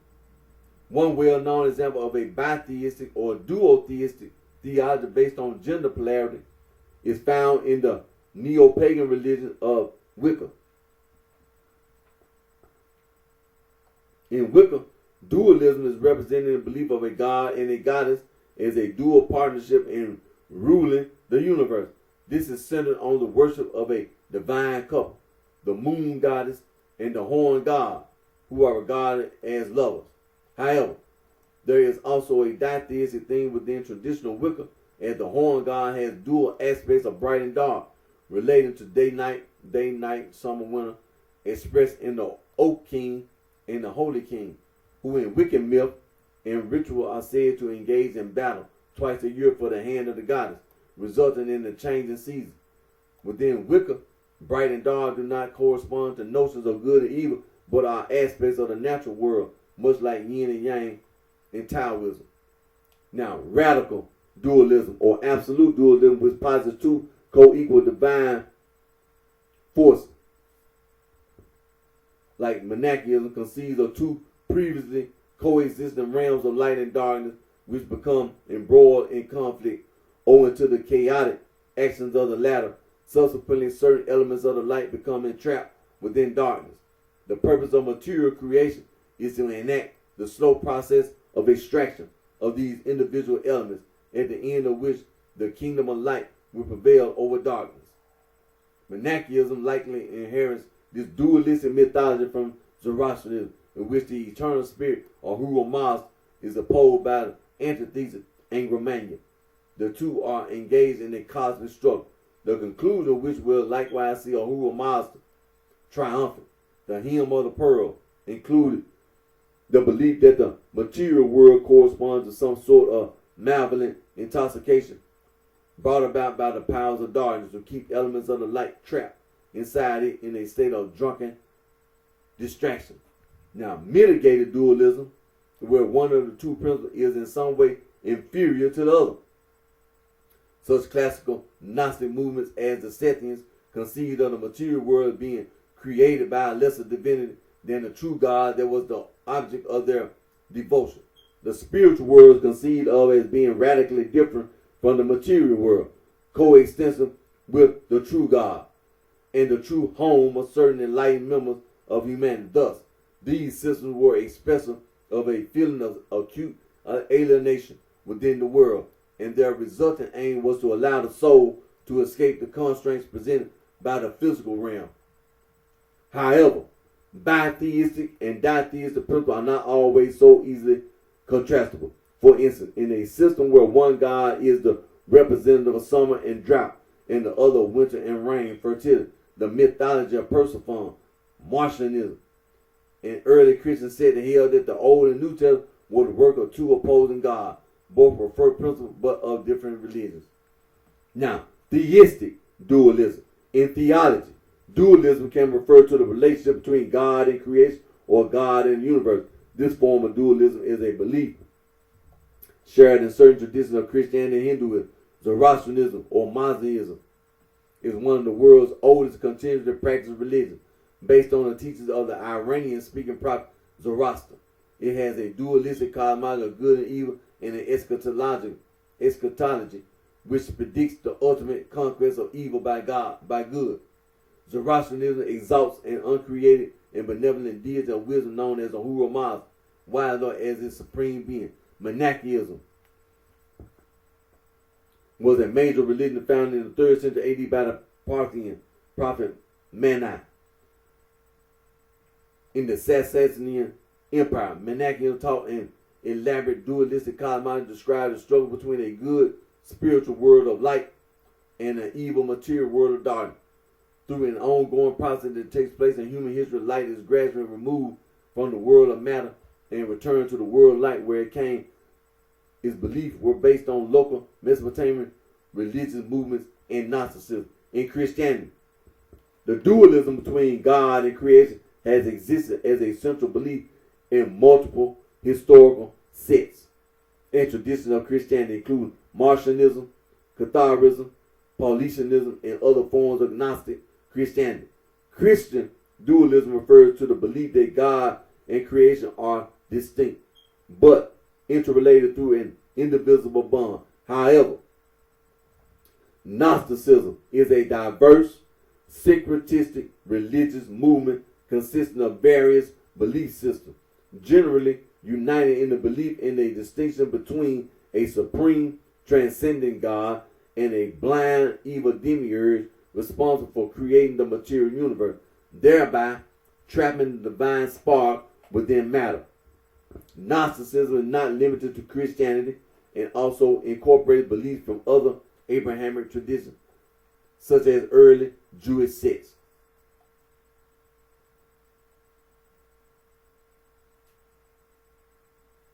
In sects like the Cathars and the Paulicians, this is a dualism between the material world created by an evil God and a moral God. Let me see here.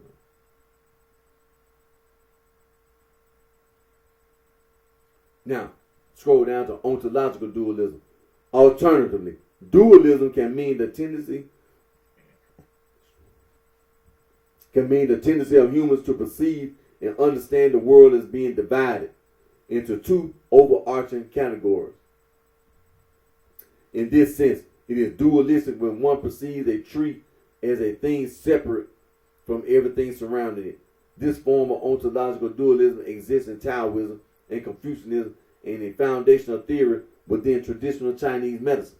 Beliefs that divide the universe into the complementary oppositions of yin and yang.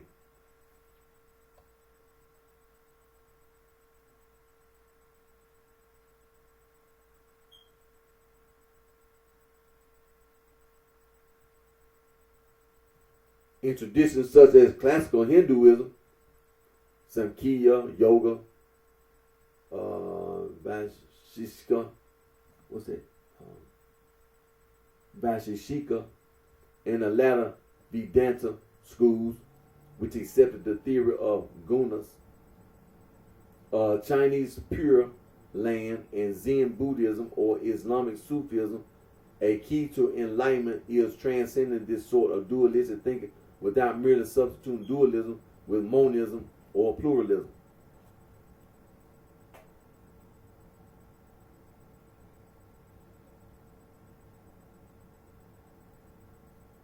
All right, so that's ontological. And then you have other religions, or you have other groups of people.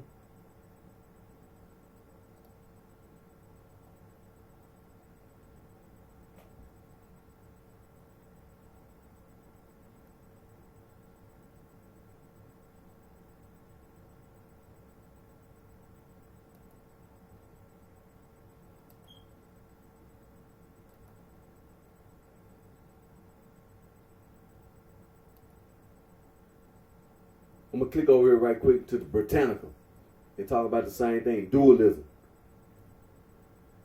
Dualism in religion, the doctrine that the world or reality consists of two basic, opposed, and irreducible principles that account for all that exists. It has played an important role in the history of thought and of religion. The nature and significance. In religion, dualism means the belief in two supreme opposed powers or gods or sets of divine or demonic beings that cause the world to exist. It may conveniently be contrasted with monism, which sees the world as consisting of one principle such as mind, spirit, or matter, with monotheism or with various pluralisms and polytheism. We see a multiplicity of principles or powers at work. As is indicated below, however, the situation is not always clear and simple, a matter of one or two or many, for there are monotheistic, monistic, and polytheistic religions with dualistic aspects. Various distinctions may be discerned in the type of dualism enduring. In the first place, dualism may be either absolute or relative. In a radical or absolute dualism, the two principles are held to exist from eternity. For example, in Iranian dualism, Zoroastrianism, and Manichaeism, both the bright and beneficent and the sinister and destructive principles are from eternity. In a mitigated or relative dualism, one of the two principles may be derived from or presuppose the other as a basis.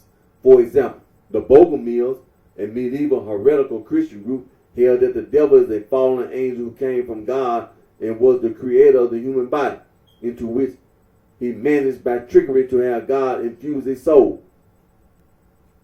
Here the devil is a subordinate being and not co-eternal with God.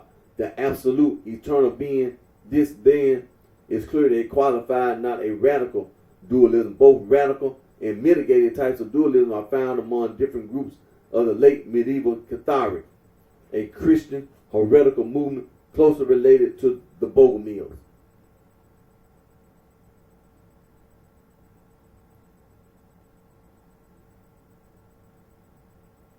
Another and perhaps more important distinction is that between dialectical and eschatological dualism.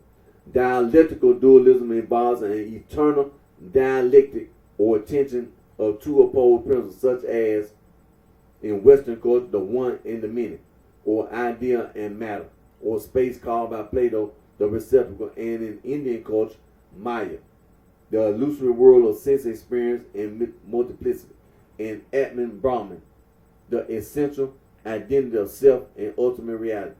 Dialectical dualism ordinarily implies a cyclical or eternally repetitive view of history. Eschatological dualism, a dualism concerned with the ultimate destiny of humanity and the world, how things will be in the last time.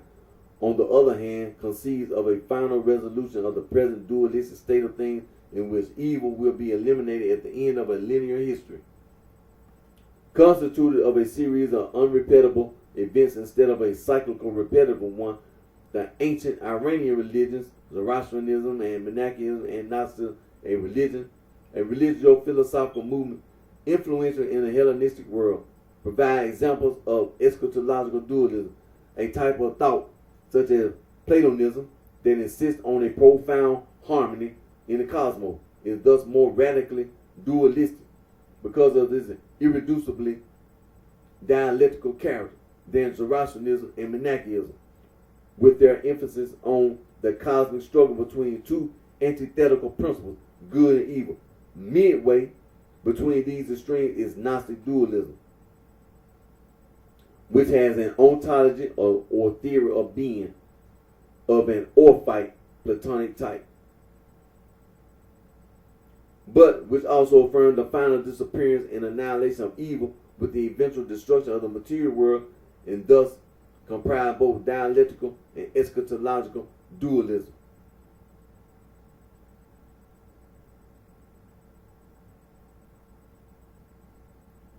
Now you have historical varieties of religious dualism among ancient civilizations and peoples, like Egypt and Mesopotamia, Greece and the Hellenistic world,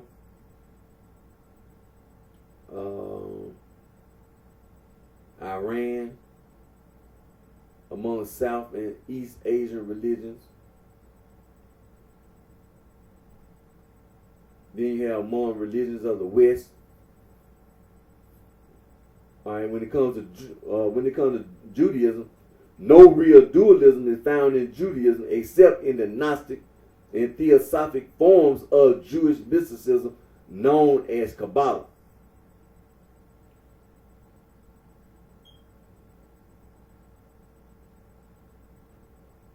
And then when it comes to Christianity, in Christianity, dualistic concepts appear principally in its Gnostic developments. But even in the 2nd century, Judaizing sect of the Encratites, which was not really Gnostic, there were dualistic aspects that had modified some tendencies of later Judaism. These teachings were also particularly prominent in the writings of the supporters of Docetism, the doctrine that Christ, being divine, did not suffer and die, 2nd century, who held that matter is essentially evil and that the soul is a pre-existent substance.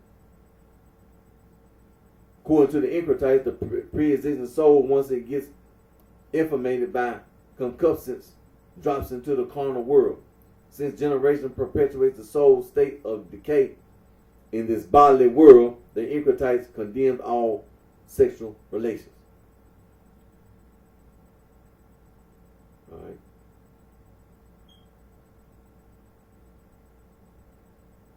And then it also said that the Gnostic dualist view survived in late antiquity and into the Middle Ages, both in the East among the Mandeans and the Yazidi, and some extreme sects within the Shiite branch of Islam, and in the West among the Bogomils and Cathari.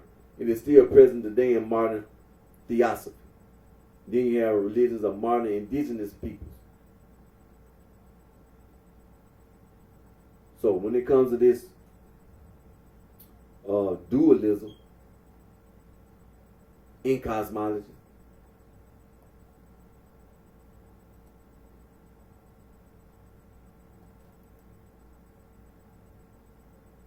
it's very well known. All right. Now, before I end today's video, we're going to talk about this little this mind-body dualism. In the philosophy of mind-body dualism denotes either the view that mental phenomena are non-physical, or that the mind and body are distinct and separable. Thus, it encompasses a set of views about the relationship between mind and matter, as well as between subject and object, and is contrasted with other positions such as physicalism and inactivism in the mind-body problem.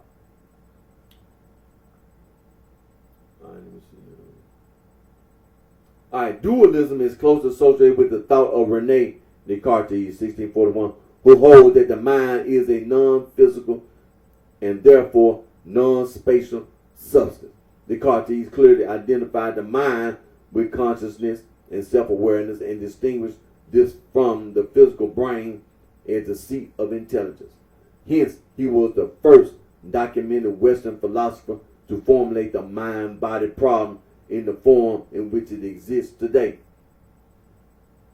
However, the theory of substance dualism has many advocates in contemporary philosophy such as Richard Swinburne, William Hasker, J.P. Moreland, E.J. Lowe, Charles Taliaferro, and Sayyid Jabir Mansour Virad, and John Foster. Okay. Dualism is contrasted with various kinds of monism. Substance dualism is contrasted with all forms of materialism, but property dualism may be considered a form of non-reductive physicalism. Okay, types. Ontological dualism makes dual commitments about the nature of existence as it relates to mind and matter, and can be divided into three different types. Substance dualism asserts that mind and matter are fundamentally distinct kinds of foundations. Property dualism suggests that the ontological distinction lies in the differences between properties of mind and matter, as in emergentism. Predicate dualism claims the irreducibility of mental predicates to physical predicates.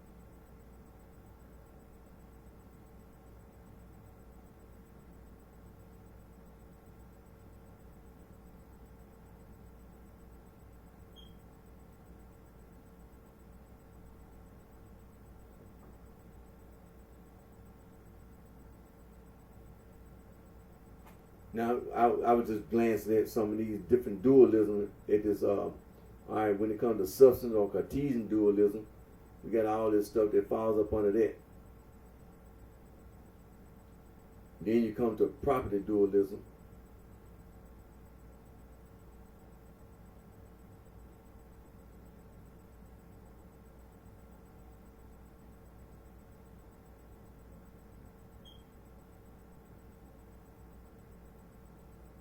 Then you have predicate dualism.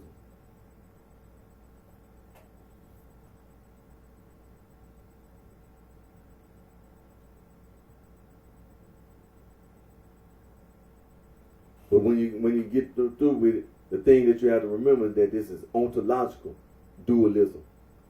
It makes dual commitments about the nature of existence as it relates to the mind and matter. It can be divided into three different types. So you got all this substance dualism, you have all this property dualism, then you have all this predicate dualism. But don't forget that this is one of the types, ontological dualism.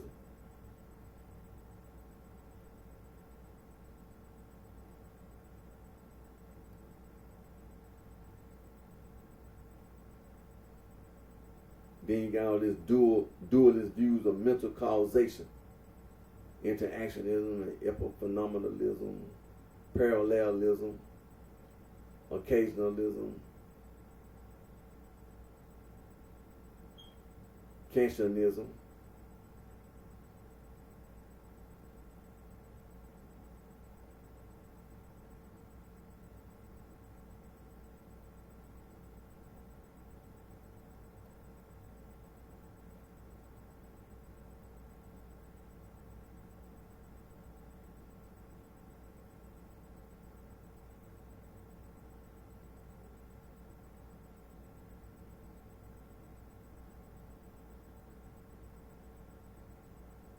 Now, according to this, you have arguments for dualism. Then you look at the arguments against dualism.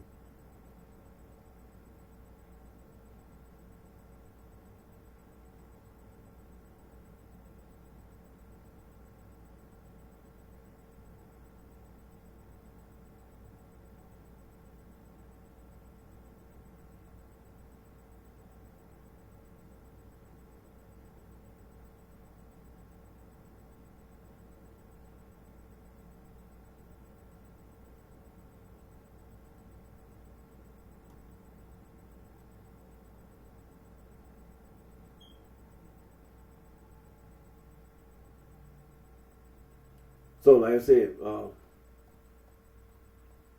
this mind-body dualism.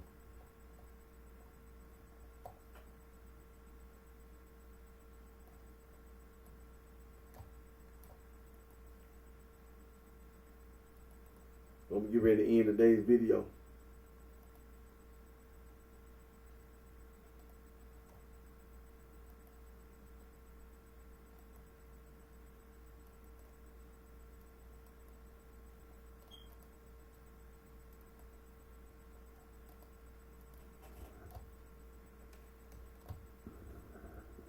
Like I said, I'm going to get ready to end today's video. Again, my name is Eric D. Johnson, also known by BrightShine, right here in the city of Memphis, and the county sheriff is in the state of Tennessee. And I thank my fans, my support for your continued encouragement and support. And most important, I always thank God for all the blessings and the guidance that God provides us all with. You know, I love my Lord and Savior Jesus Christ, the Son of God. And continue to pray for peace around the world.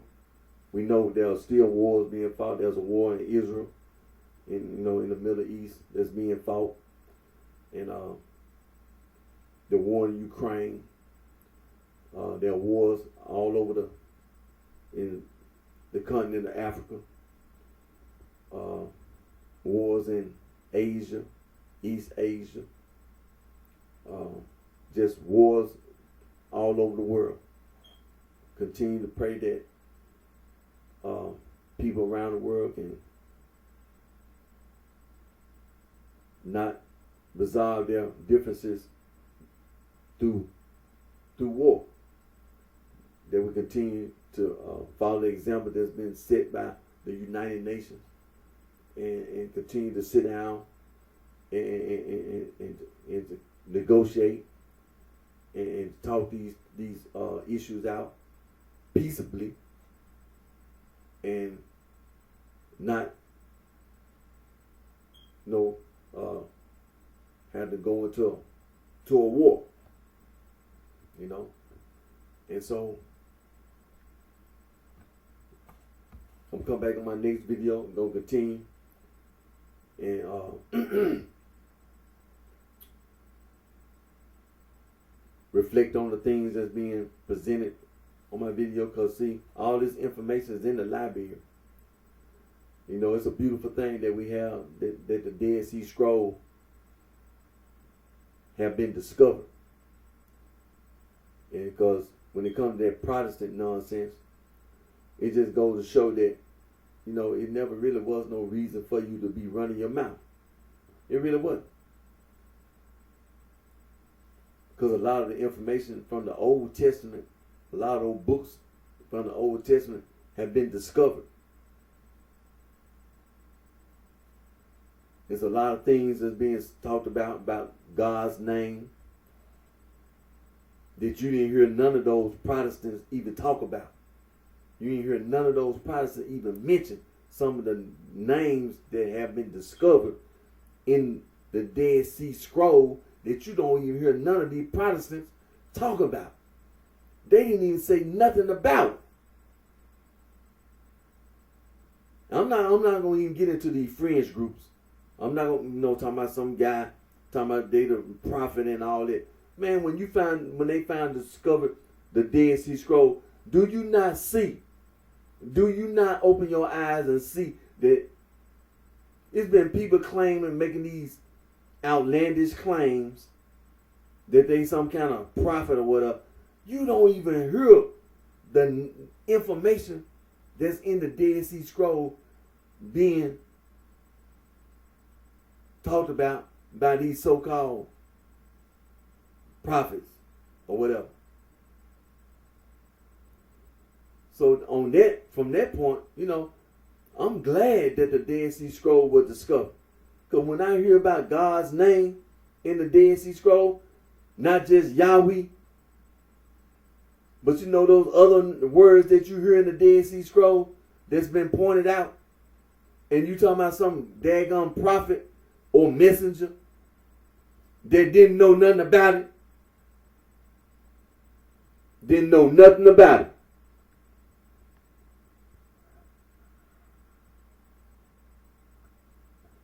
That includes them so-called prophets, the Protestants. Didn't know nothing about it. Then gonna try to criticize the Catholic Church. Man, you ain't got no business talking about the Catholic Church. What you need to do is criticize yourself. That's what you need to do. You need to talk about yourself. Because the Dead Sea Scroll, like I said on my last video, and I'm going to say it again. The Dead Sea Scroll haven't proved that the Catholic Church was wrong. They haven't even proved that Judaism was wrong.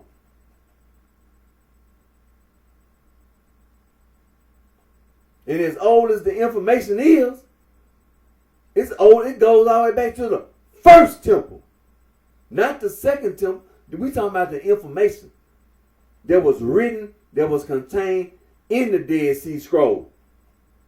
The information is older than that. We talking about first temple, before the first temple. That's how old this information is. You talking about Abraham. You talking about Adam and Eve being trapped. We talking about the earth when it wasn't even earth. It was just the firmament. When it wasn't even no light. Then God said, let there be light. That's what we talking about. That's how old this information is. That's how old this information is.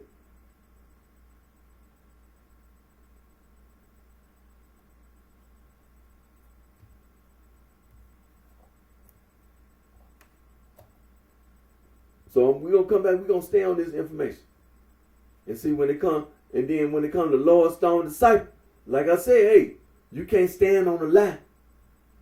The Dead Sea Scroll, see, it's like you've been trying to overlook, like you trying to intent, like you know about it. You know, like a lot of professors and things like at the college, like a lot of college students, they know about it and they ain't gonna say nothing about it. Well, okay. The library got all the information in the library. Now, I'm not lazy, but since we got access to the internet, the information's online. So, the Dead Sea Scroll. You ain't finna be running your mouth about no narcissism. You ain't finna do that. You ain't finna stand up on no anal sex. I know that. I know that for a fact. You ain't finna stand up on no anal sex. So you can go on somewhere with that. Cause you ain't gonna stand up. But that's where it come from. See, you tried to make it sound like that was right. Because of narcissism. Well, there ain't no such thing, no narcissism. It's a lie. They made it up. Just like the church father said, when they identified who the Gnostics were. They said, well, first century, some people we identify being Jews. Okay. And saying that, we don't, some secular people, some Pharisees, some Sadducees, some kind of group, they claim to be a Jew, whatever. But anything further than that, historically, there's no record. There's no historical record of Gnosticism. We keep talking about Zoroaster and Manichaeism and all that. There's a record of that. But you can't find no historical records talking about who's the prophet of Gnosticism. Well, we don't really have no. But the church fathers of the Catholic Church, they said they identified the people who they was calling themselves a Gnostic. They were Jews. Well, just like Rabbi Akiva said. Just like Rabbi Akiva said. I do not want Judaism to be influenced by Gnosticism. Just like they Grecian philosophy or intellectualism. So, you can go on somewhere with that Gnosticism. Until next time, you take care of yourself and wish each and one of you the very best.